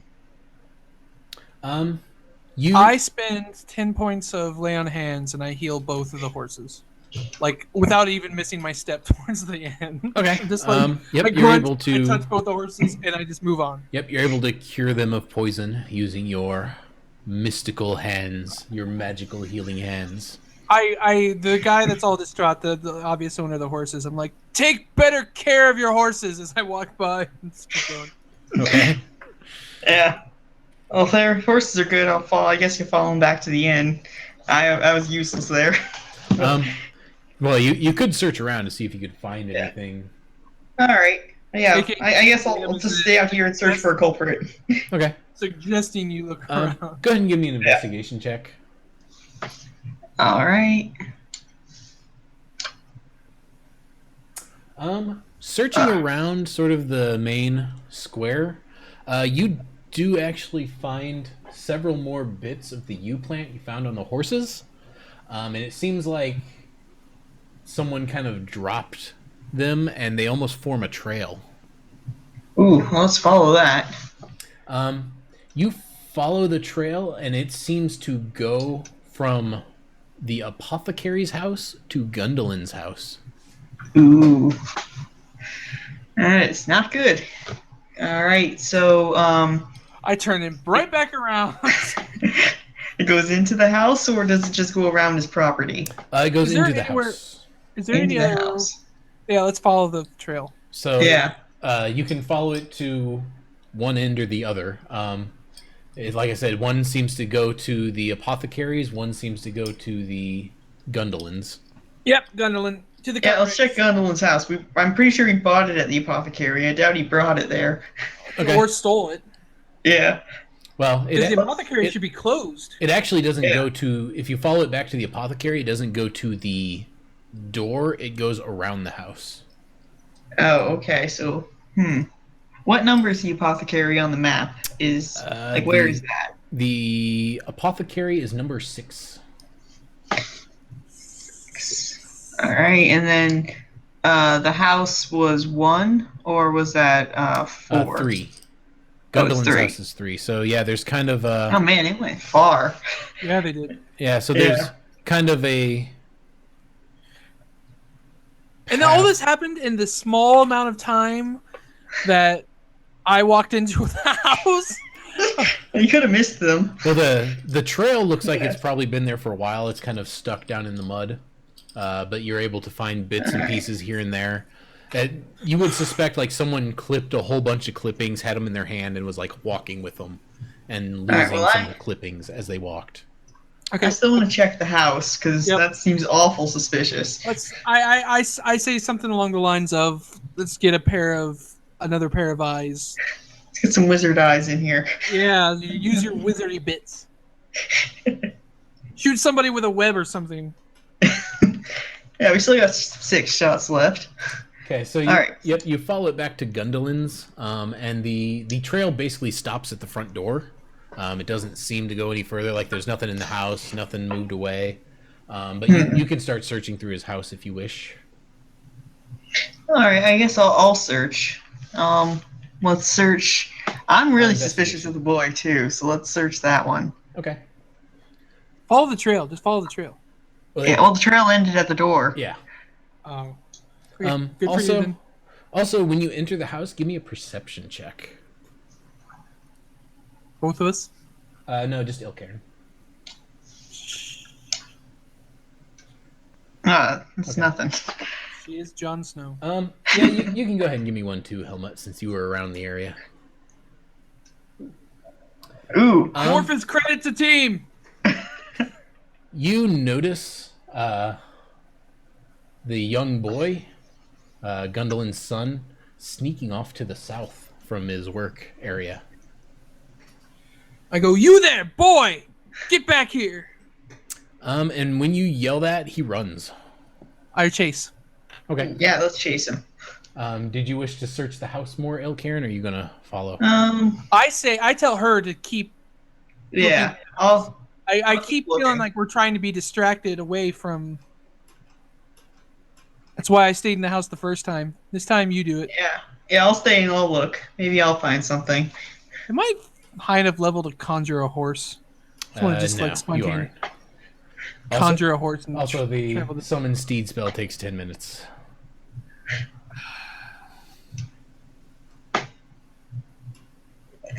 All right, I'm chasing the boy down Okay. in full plate mail as a dwarf. Chugga. Being a dwarf, he is naturally faster than you. Still gonna chase him. Yep. I yell at Cartwright, "Your boy be running away, all suspicious like." Okay. So Ilcairn, you're going to search the house some more. Anywhere specific you wish to search? Let's search the boys' room first again. Okay. I'm really suspicious. All right, well, what do I roll again? Investigation. Investigation. Yep. Yes. You don't find anything particularly suspicious in his room. Oh You should at no! least find his porn mags or something. I mean, Jesus, that roll was An amazing. embarrassing note. Anything. The secret like selfie picture that his girlfriend drew of herself or something. Fine. He's got nothing. He's got dust piles in his room. That's about it, huh? Is there anywhere else you'd like to look? Yeah. There's, All right, like I said, there's the work area. There's the let's common search area. the work area. Okay. Maybe we'll find broken cart bits. Yeah, throw the whole house into disarray. Yeah. Stop upending tables. Just Destroy the place. yes. In the work area, behind one of the less used workbenches, you find a small baggie that contains the U Knew clippings. it. Great. So they were someone in around there was involved. We can't pin down that it was them. They could be framed, but we at least found those. So how's the chase going then? So yes, Helmut, you are running away from the boy, or running after the boy. He's running. I'm running as fast as I can, and then I'm taking 2 steps to, and then I'm running again. He obviously moves faster than you as a human, and he runs into the woods, but he makes an obvious enough trail that you can follow. As soon as he gets in the woods, I stop following. Okay. Just because I'm not an idiot. Okay. And I go back to see what good old Kieran found. He does leave a trail good enough that you could follow him if you wish. I understand that. Okay. But I'm not going in there alone. Okay, that's fine. What I'm getting at. Yeah, he's probably with the cult at this rate, I think. Yeah, he's with something, and whether or not whatever he is, I'm not going into the forest alone. I basically come get you, see what you found. Mm-hmm. Yeah, well, I found the poison. So someone was involved. I don't know if it was at this point we go to the head Cartwright dude, father. Mm-hmm. Confront him with the evidence. Yeah. Yeah, let's confront him and see what he has to say. Okay. Your boy's been keeping things from you. I think more than even I initially believed. I guess you show him the cuttings. Yeah, we show him the cuttings. Yep. He sees them and he says, I never seen those before. Where'd you get those? Your house? Behind your workbench? He says, I find that highly unlikely. Are you trying to frame something on my boy here? Are you telling me that you are going to... Oh, God dang, I can't think of that word. Not believe the honor of a paladin from the Order of the Hand, the Gauntlet, Order of the Gauntlet, the fist, the metal hand, Order of the Gauntlet. Yeah. Order of the Steel Glove. You're not going to trust a random stranger accusing your No, son seriously of though, poisoning people. I'm a full-fledged paladin. That should in itself should garner some kind of respect. Yes, but he's a small town folk. Yeah. His boy can't do no wrong. You can't trust the honor of a random stranger accusing your son of murder. Or at least horse poisoning. The evidence is what it is. Your boy ran from me for no reason if he was innocent. We found this inside your house. He was there when the horses were sick. And I know for a fact that he's been seeing the, what's her face, his name, girl, the innkeeper's Ragnar's daughter. girl. Yeah, the innkeeper's daughter behind your back. Now, I am willing to believe that your boy may be into something that he might not fully understand, and it might not be all his fault. But your boy is involved. He says, I don't like how you talking about my boy. I trust my son. I don't think he's doing any of the things you suspect of him. Persuasion? Oh, yeah. Go ahead and roll it. Damn it! He says, There. "Now you best get out of my house with your false accusations on me and my boy's character." I do not believe your character to be at fault, but your boy ain't so much your boy anymore. Seems to be like he's been making man decisions. And I walk out and I tell Karen to come with me. Okay. Yeah, well, can I try persuasion? Maybe I could convince him. Or is he not going to hear anybody now? He's not very receptive to talk now. Yeah, all right. So let's chase him down and bring his son back and show him how monster he is. Yep, let's go to the forest, follow that trail. Okay. Yep, you're able to follow the trail pretty easily enough. He doesn't seem to be the sneakiest when moving through the woods, especially since he kind of went into it at a full sprint. Yeah, against a seasoned adventurer and a lightly seasoned adventurer. Right. So you followed through. It looks like eventually he did stop running and he kind of started making his way a little more cautiously, but still, he was in a hurry so you could find the trail. Eventually you come out to a clearing, and the trail seems to kind of stop here. Give me survival checks.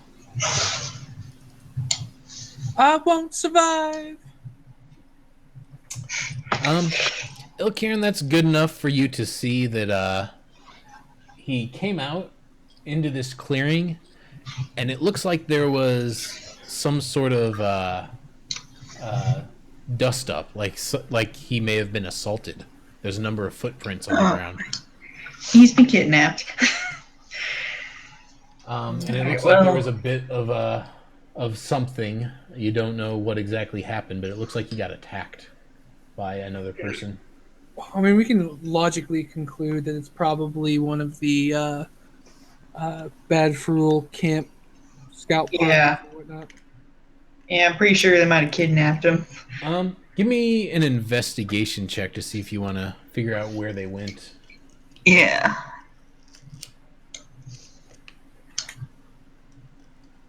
Helmut, that's good enough. You notice a bit of tracks. Teamwork, And it looks like there's one person walked off and he was dragging something with him. I start following it. Okay. Yeah, let's follow. Okay. You continue following. It's a little ways off, but you find you come to another section of the forest, and just laying there in another clearing, you see the son. He appears to be tied up and unconscious. It's a trap! But I go in anyway. Yeah. Okay. Dwarfs are the best anti-trap there is. They just walk in. Okay. Yep. You walk up to him bravely. I try to untie him. Yep. You untie him. He seems to be unconscious. He actually seems like he's sleeping. Oh lordy. I slap him with my gauntleted hand. Okay, you slap him and he shocks awake. He's looking around kind of crazy, like, what the hell's going on? He sees you and he says, "What happened? What did you do to me?" Oh, it wasn't us, boy. You're in a whole heap of trouble, and then none of it's from us. Prepare yourself. We're probably in for a fight. He looks around real dazed and confused and he says, "What? A fight? What?" Somebody carted you over here and tied you up all nice like and left us for us to find. I wasn't going to have you continue being a problem, so I woke you up. But I need you to be prepared. He says "Where's Elsbeth? Where is she? Where'd she go?" I don't know. We only found you. For the love of God. Elspeth is Ragnar's Yeah, of daughter. course she is. Yeah, of course she put is. you to sleep, boy. Can't you tell? He says, I was meeting her in the woods. She gave me a note to meet her in the usual place." And he reaches Is this into the his usual place? He reaches into his pocket and he pulls out a crumpled up note. Does it say meet me at the usual place? It says, "I have a surprise for you. I think you'll like it. Meet me in the usual place. Afternoon." That seems to be really confusing. And it's, Whoever you met, boy, I put you to sleep.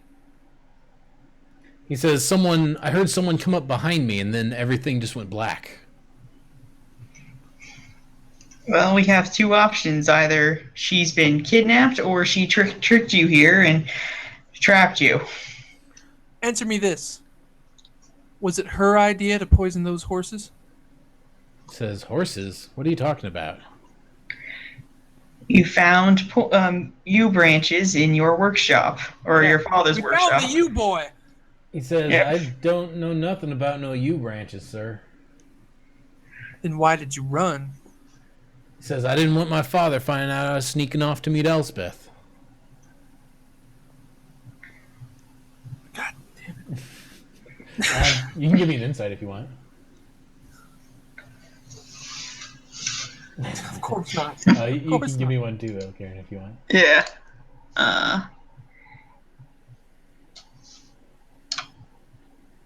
Yeah, as far as you can tell, he seems to be telling the truth. Like, he just doesn't know what you mean when you say yew branches. He's confused, and he says he just was sneaking off to meet Elspeth.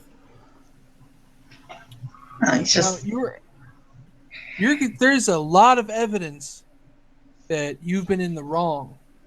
Now, fess up. Did you break those carts? He says, I ain't broke no carts, sir. Evidence points. I'm in the business of repairing carts. Yeah, I don't like that tone. Smack! No,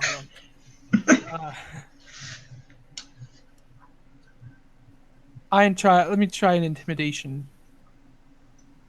Get him to. God damn it!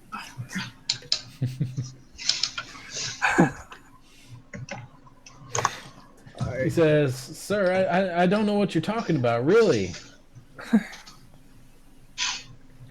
he's probably innocent. Can I get a good cop to my bad cop? Can you try a persuasion? Yeah, can I persuade him? Maybe we can get him to say something. Let's you can see. try. He says, I really don't know what you're talking about. I'm sorry, but I'm sorry you think I'm doing stuff, but I'm not. How's the back of your head, boy? He says, the back of my head it's fine. Why are you asking? Because I need to know whether you got hit or spelled. He says, no, I ain't been hit. Everything went black. Yeah, sleep spell. All right, come with me. I believe you. Come with me. While you're questioning him, give me an perception checks.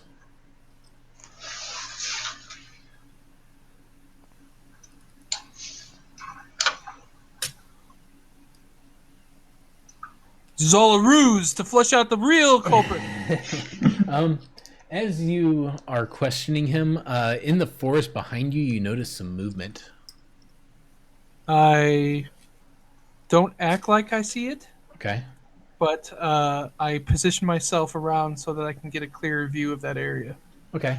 Now that you can see it a bit more clearly, you see a hooded figure. It looks like roughly human proportions, who just kind of watches for a few seconds, you questioning him, the boy, and then it moves off as if to leave quickly.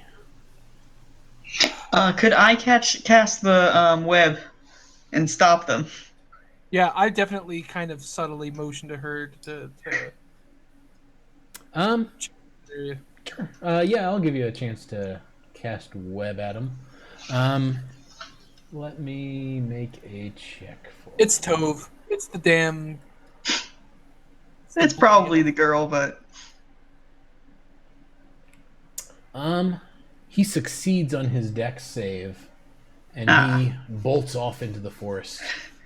that was worth a shot. Seems to me that you had yourself quite the encounter, huh, boy? He says, I didn't see who attacked me, sir. Yeah, I believe you. Let's get you back to town. He says, I'd appreciate that. We go back to town. I do not let him out of my sight. I kind of got my hand on his shoulders, kind of holding him by the back of the neck. I'm not really letting him go. guess Okay. I'm reaching up to do it. Okay. And walking back to town, and then I'm going to the stable. Okay. You walking back to I'm town looking- and you head to the stable. And I'm looking for Tove. You do not see him.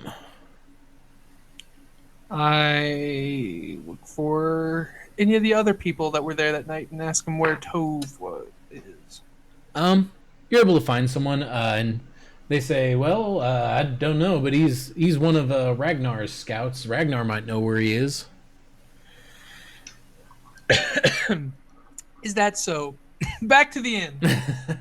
Yep. Yep. You head back to the inn, and you are And- greeted once again by Ragnar. Whereabouts might your boy Tove be?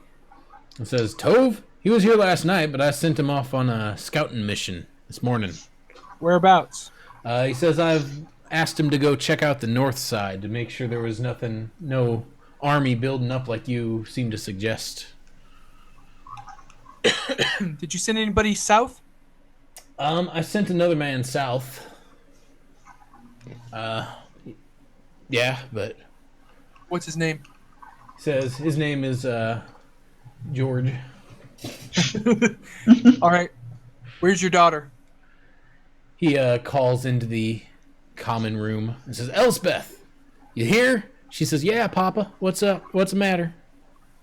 She comes walking in. I hold up the note.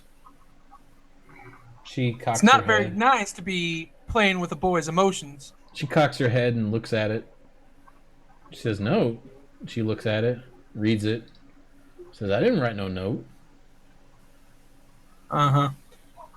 Seems to me like you two have some stuff to talk about, and I'm motioning to the boy. They both kind of look like afraid, like they've been caught or something, and they're not sure in what.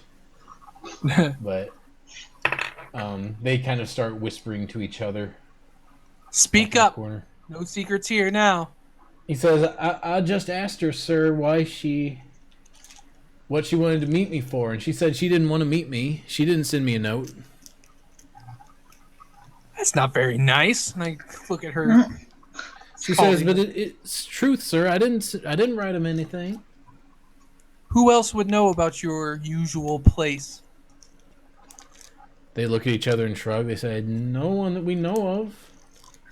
I look at the daddy. Did you know about the usual place? He shakes his head. "No, sir, I did not." Both of you give me an insight check. Of course. Of course. Yeah, we're not We're picking the insightful it up. group. Okay, Ragnar looks at you, Karen, and he says, "You seem to be wizardly and learned, correct?"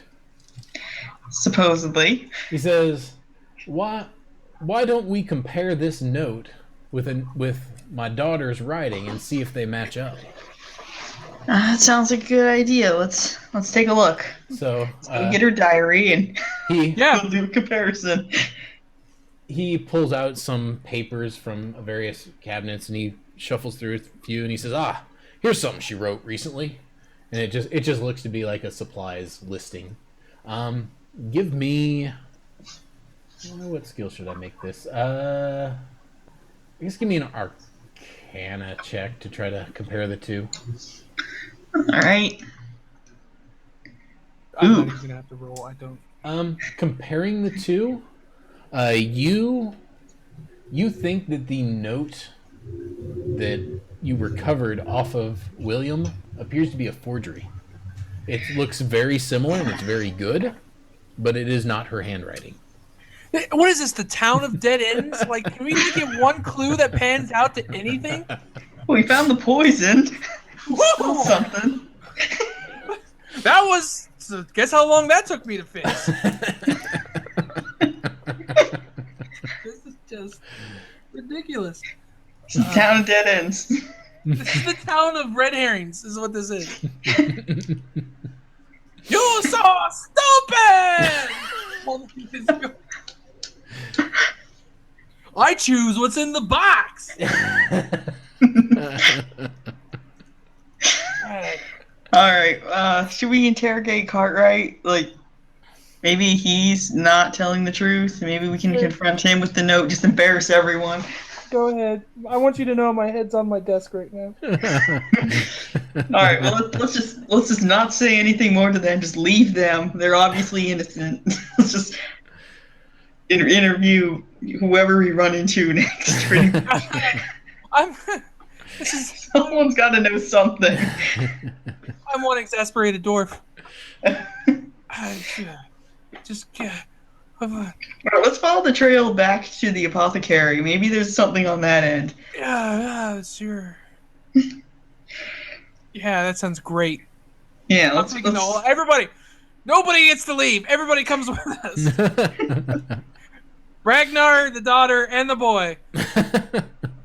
Let's bring them. Let's just follow the trail the other way. Since it went to his house, we found him. Let's see, maybe there's something on the other side. 1 + 2 + 2 + 1s going on in this bullshit.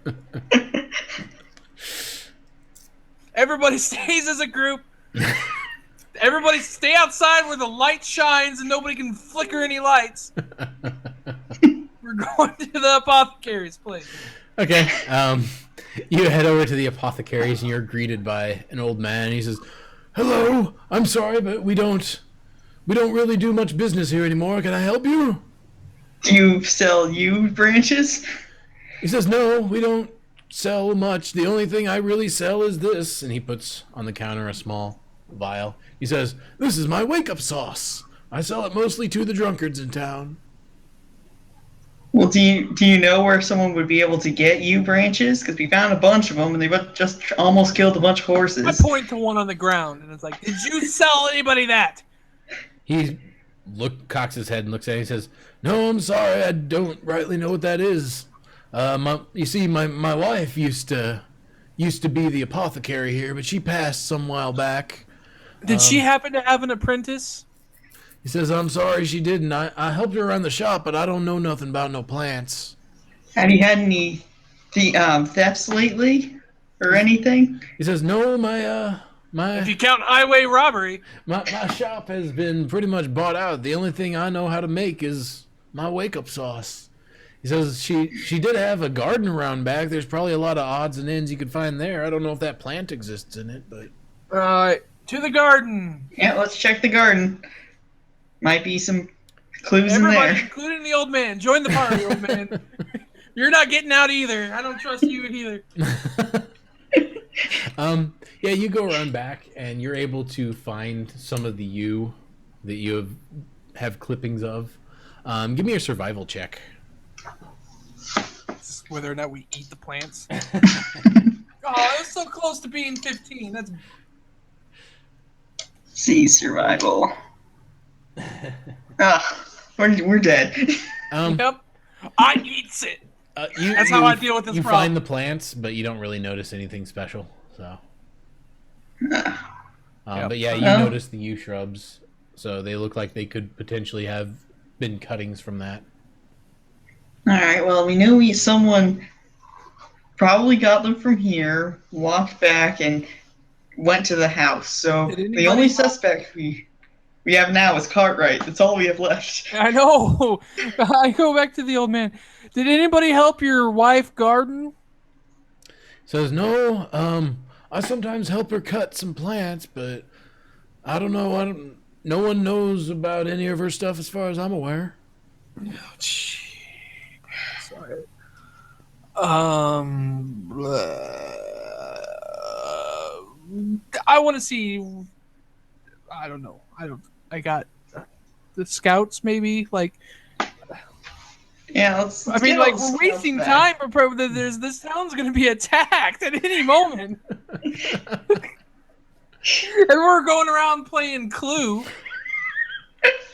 And who poisoned the horses? Yeah. Yeah. I still don't understand why. Why did poison the horses? Go back. I mean, unless we were on the right trail, let's go back to the Cartwright's house. Let's go. Everybody, come on. Yeah, get back to Cartwright's house. We're just gonna. Everybody. Town meeting. Let's go. As you're getting ready to leave, you hear another shout from the town square. That's another horse. You hear someone yelling, "Fire! Fire!" And you rush out to see the inn lit ablaze. Well, All right, we already got a party. Everybody grab a bucket. Let's go. Let's go. Let's put this out. Yeah, so you're able to help out, attempting to put out said fire. Does anybody got a water spell? I don't. No, I'm only fire spells. Oh, great! That bodes well. Now You you can burn this more. Burn into the Yes. ground. fight fire with fire. That'll work. That's how it works. You fight fire with fire. All right. I mean, All right. Well, we know it's not the innkeeper, who's the not innkeeper's helping? daughter. there's obviously a fire. Yep. There is indeed a fire. People are starting to rally about kind of haphazardly to try to put it out. If you wish, you could try to direct them to get them to work Oh yeah. more in No, unison. I'm definitely If you taking want, a step back. yeah, if you want to do Organize that, give me like either intimidation or persuasion check, your choice. Yes, let's intimidate the poor people. Your town's on fire. Get to work. Try persuasion. Okay. Yes! Nobody listens to me. I'm pointing and yelling, and no, everybody's I'll just try persuasion. Let's see if I Okay. can make him do something. Okay. Yeah. tell them to listen to the dwarf. It's a dwarf. He's a paladin. He knows what he's talking about. So okay, you're going to try to help the villagers put out fires. I was so happy when we started this adventure. Go, I was in such a someone oh go my- ahead and give me 10 d20 rolls. Since you are successfully organizing them, roll the dice and just give me a +1 on all of them. Whoever wishes to roll it. I'll roll it. It's this one, right? Yep. So just go ahead and roll 10 of them. Well, there's one. That's better. Yeah, that's better. So we get 20. Nope. Oh no. Yeah. Yes. Yeah. Yeah. Oh. Yeah. So one more. Yeah. Yeah. Okay, so you guys spend some time putting out the fire, and you do This well whole time, enough that there's I'm only trying- light damage to the inn. And Awesome. you were We gonna say better get a something. room now. Yeah. This whole time, I'm paying very close attention to who's not helping, Okay. especially Cartwrights. Okay. Anybody not help? You don't see anyone specific not help, but give me a perception check. And by not help, I mean like not showing up. Right. God dang it! What the hell? Go ahead and make it with advantage, since you're abstaining from really doing that. Yes! Yes. So you notice all of your suspects seem to be legitimately helping, but as pretty much as you were starting out, like getting everything going, you did notice someone sneaking off behind the inn, and since you rolled a 20, you actually recognize it as Tove, the man you met last night, the half-elf. I knew it. And you are able to successfully save the inn so that it only has light damage. And as soon as you do, Ragnar basically rushes into it to check on things. And he comes back out and he's kind of shaking his head. He says, "Well, you did good work. And I neglected to mention previously that we had moved all the supplies into my inn. We were kind of keeping that on the down low so that no one knew about it. Did Tove know? Yeah, Tove helped me move them in. But I saw Tove We running gotta- away from. he says the good news is the supplies are not completely destroyed. They're about 3/4 there. So we're good. but it's unfortunate that we lost any at all. Now I'm talking to him specific, and nobody else is around, right? Right. Yeah, he kind of Okay. pulls you off to the side to explain this stuff because he's not. Yeah. He's suspicious of the townsfolk. Yep. I have good evidence to believe that your man Tove is the problem in town. Says Tove, he's one of my best scouts. Why would you suspect him? I saw him skulking away from the fire. He was supposed to be out scouting, wasn't he? He says Why was he was. I haven't seen him around town since I sent him out. But you Well, do- I did. I know for a fact that I saw him having to share a bedchamber, aka stable, with a man. Get you to know his likeness. He says, well, normally I wouldn't throw suspicion at Tove. Like I said, he's one of my best men, and he provides me some of the best intel. But given all you've been doing, and since you seem to be relatively impartial in your accusations, Yeah, I mean, that is a definitive way to spin that. Yeah, he says, I'm nodding. I guess I have no choice but to go with what you think. I Says- would not make mention to him yet that you know. So that's probably a good idea. But I think it's time that we bury some hatchets. He says, well, Tove doesn't live here in town. He has his own cabin out in the woods with his brother. Oh, is his says- brother Dove? He says, no, his brother is Gothard. And I haven't seen him around too much, but I know they work in concert usually. I can give you directions how to get there if you'd like to see if he's there. Oh, I would. And if he is, we're gonna have to. We're gonna beat him up. Tove low. Says, well, you do what you gotta do. Dang it! And- I expected at least a little bit of a reaction. Says, you do what you got to do, and if it comes to killing my boy, when you find out that he's behind all of this, that's what you got to do. You know, Tove Lo, the singer. Nobody. The saddest singer in whatever. I think he's like, it doesn't matter. Fine, whatever. All are uncultured. Uncultured swine. I wasn't gonna throw swine at a lady. But anyway, yeah, let's go to Tove's cabin. Look for the goth too. Okay. You travel through the woods, and you kind of come up upon the area the cabin is. Go ahead and give me a stealth check to try to approach unnoticed. This can actually be a group check, so only half of you have to succeed. So, one of you. Whoops! Why was that an advantage? Armor. Oh, disadvantage, wasn't it? Yeah, your armor has disadvantage, but you still rolled 16 with it. So you're able to approach the fringes without being noticed. And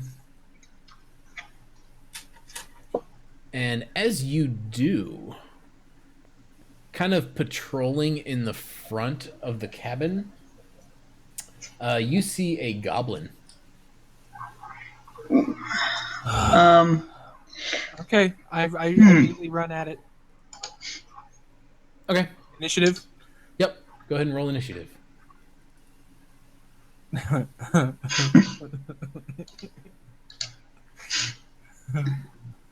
Oh.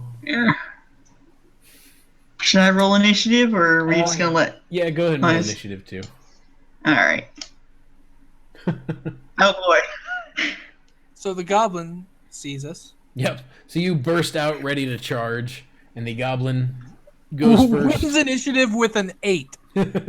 Awesome. Can we get And a he- surprise round? Yeah, sure. Yeah, he doesn't know you're coming, so. Yeah, you would get a surprise round.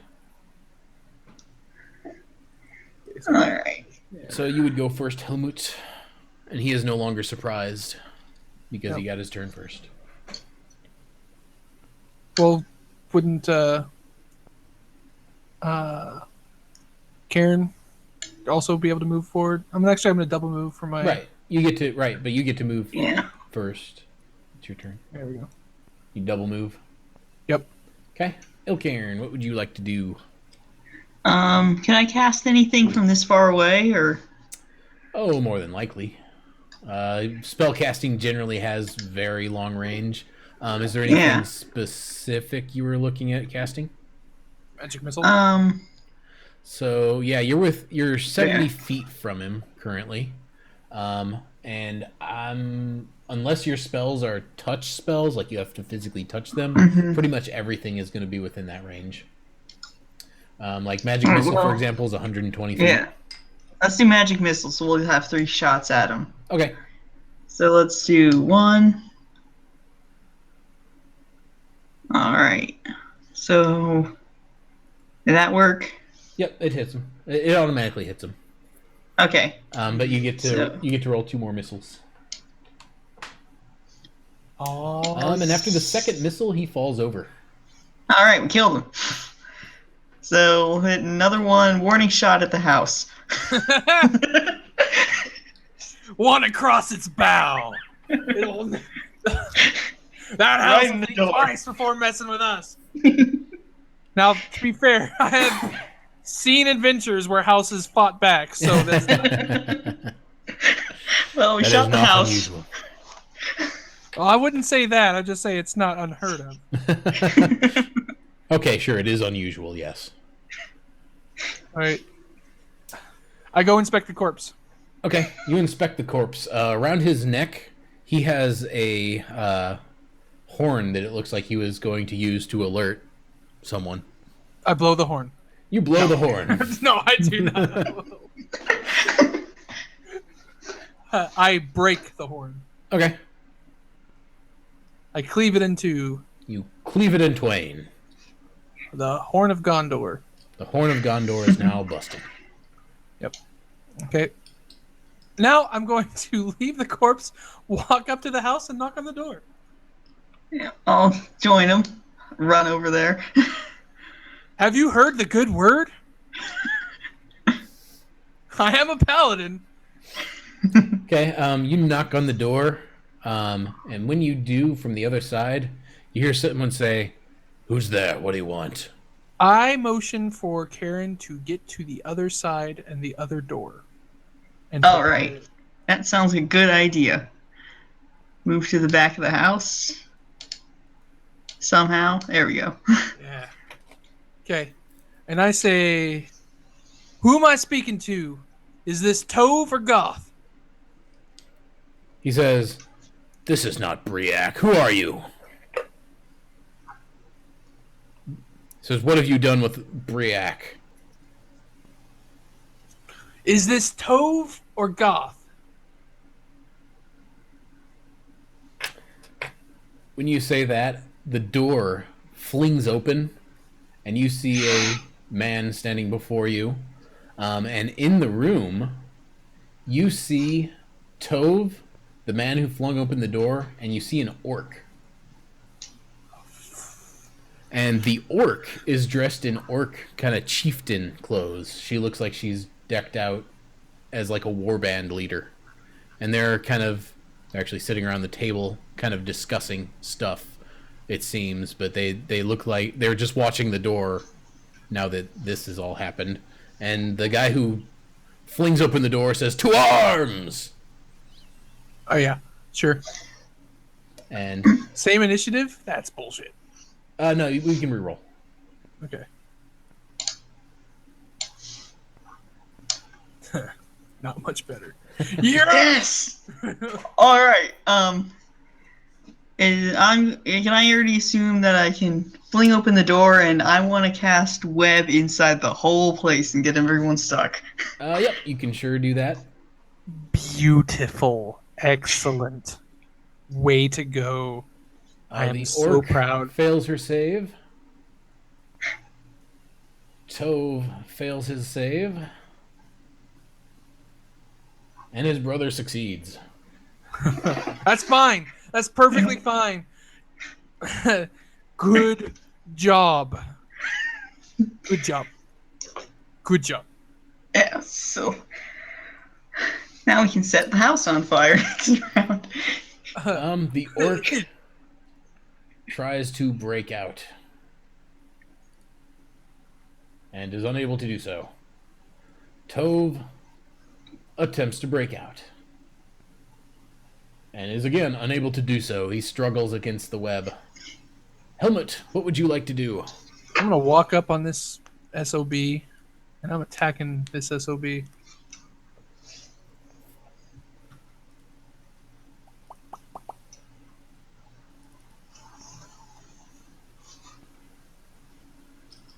Okay.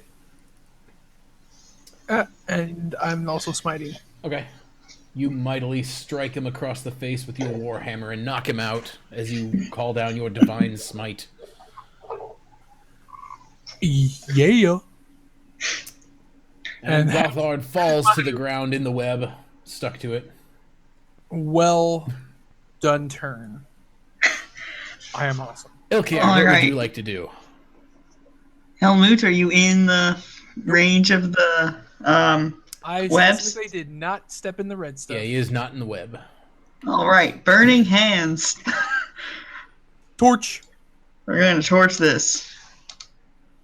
Okie dokie. So you're going to set the web on fire once again. Yeah, roll damage. They roll their saves. And you roll damage.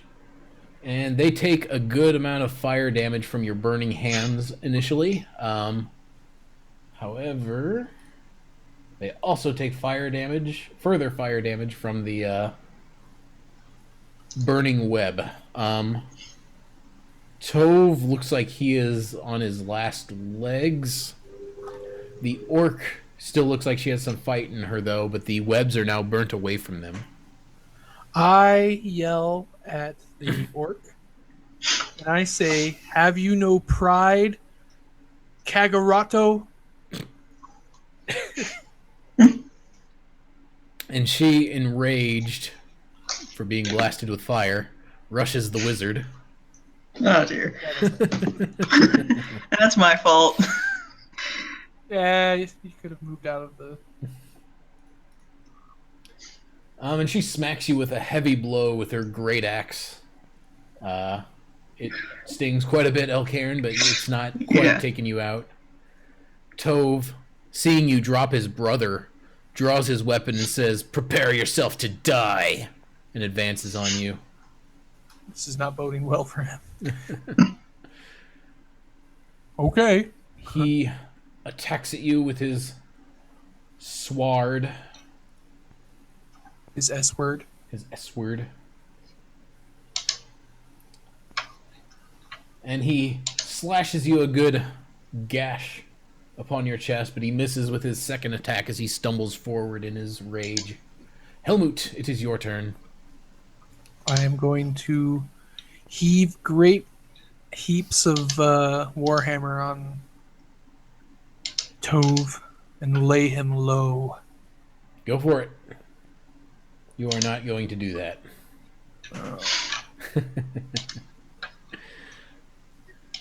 Elcairn, what would you like to do? Do I have any hand weapons? I have a... You have your staff, technically. Yeah, you have your staff, but you could cast another Burning Hands and hit them both. Yeah, let's do that. Let's do another burning hands. It doesn't look like my physical weapons are going to be much use.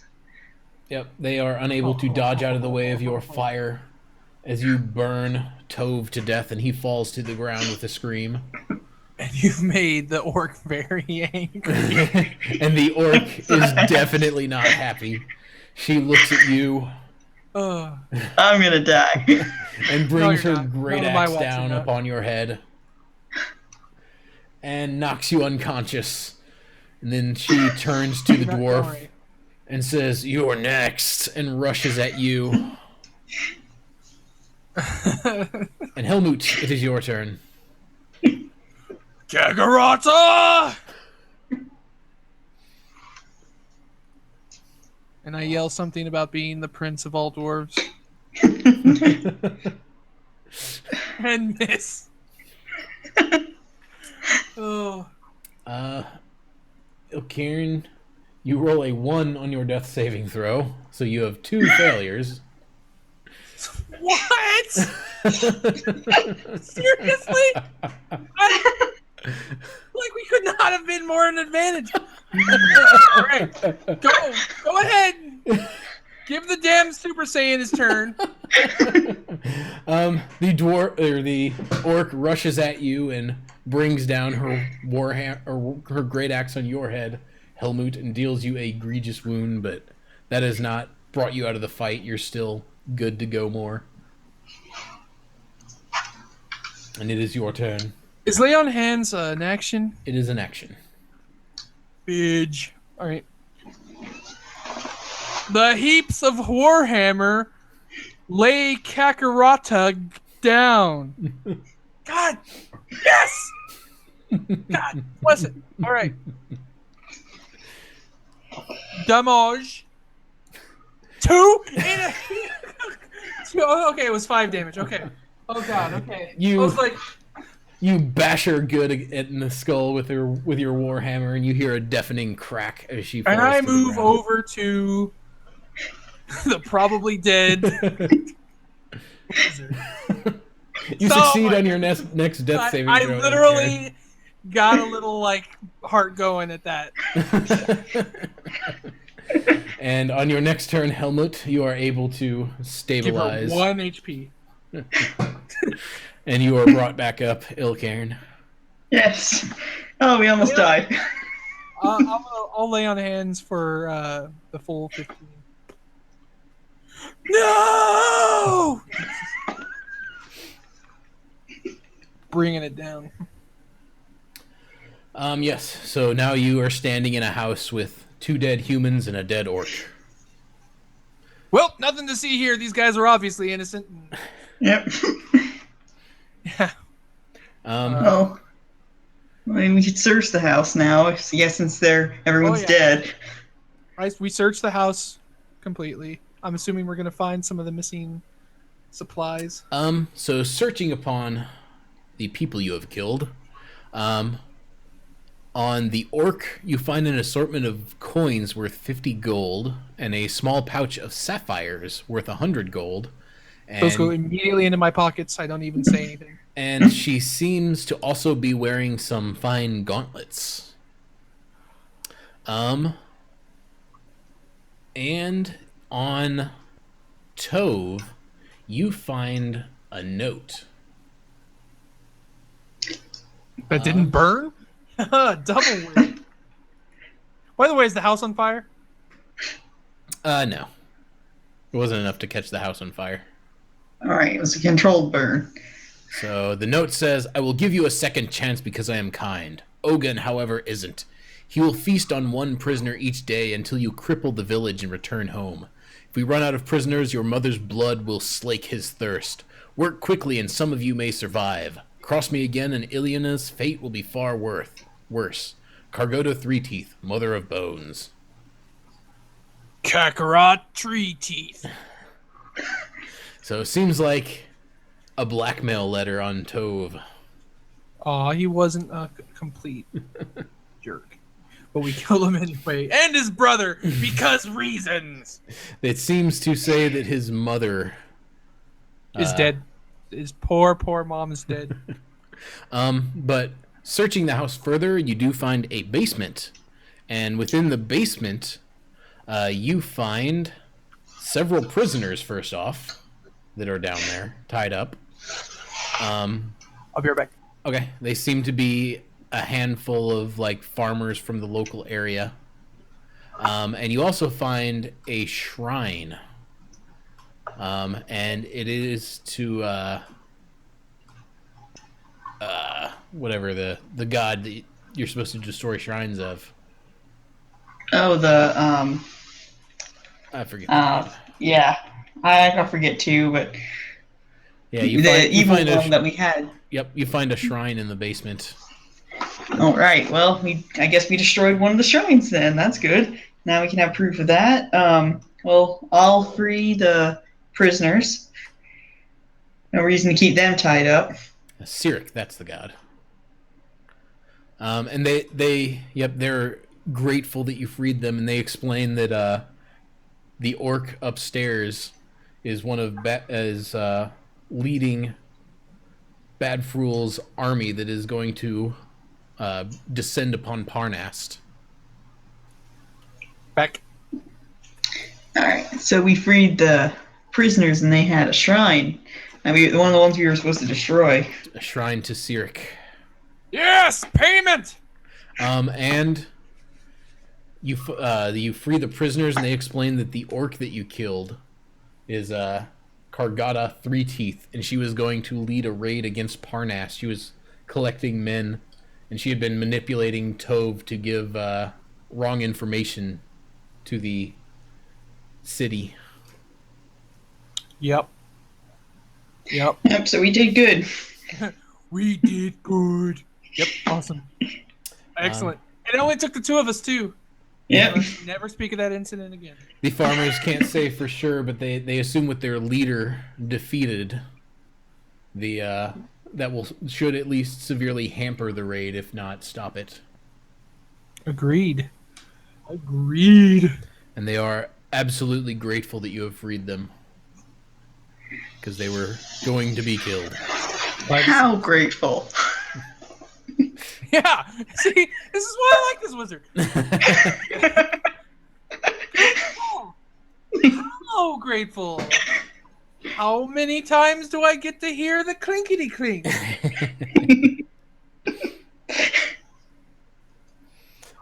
The farmers do not have much gold. Well, so I'm the one. They don't have any. Right. But around the house, you are able to collect up some gold, and with the proof of what you found here, you can probably get some gold definitely out of Ragnar, or maybe Gundolin if you want to go to Gundolin first to see it, because you can. We're working both of them, and we're going to force them. We'll go to one. Well, we'll go to both of them at the same time. You think if you bring the information to Gundolin, he could potentially use it to blackmail Ragnar if you wish to help him in that respect. Because since it was his man who was causing it, like it would be hard for them to believe that he did not know of their plans, the townspeople. I like her idea. I think she's gonna go to Ragnar, see what he'll pay. I'll go to Cartwright, see what he'll pay. We don't care if the town goes to shambles. We're just... Oh yeah, we're here to protect the town, not the town's people. And then as soon as we get our payment, we're gonna we're gonna gather everybody in town and tell them exactly what happened and how it's not Ragnar's fault. Yeah. Okay. Yep, you're able to go to town and you're able to abstract payment from people. In total, between all of the gold that you had found in the house, you are able to get a total of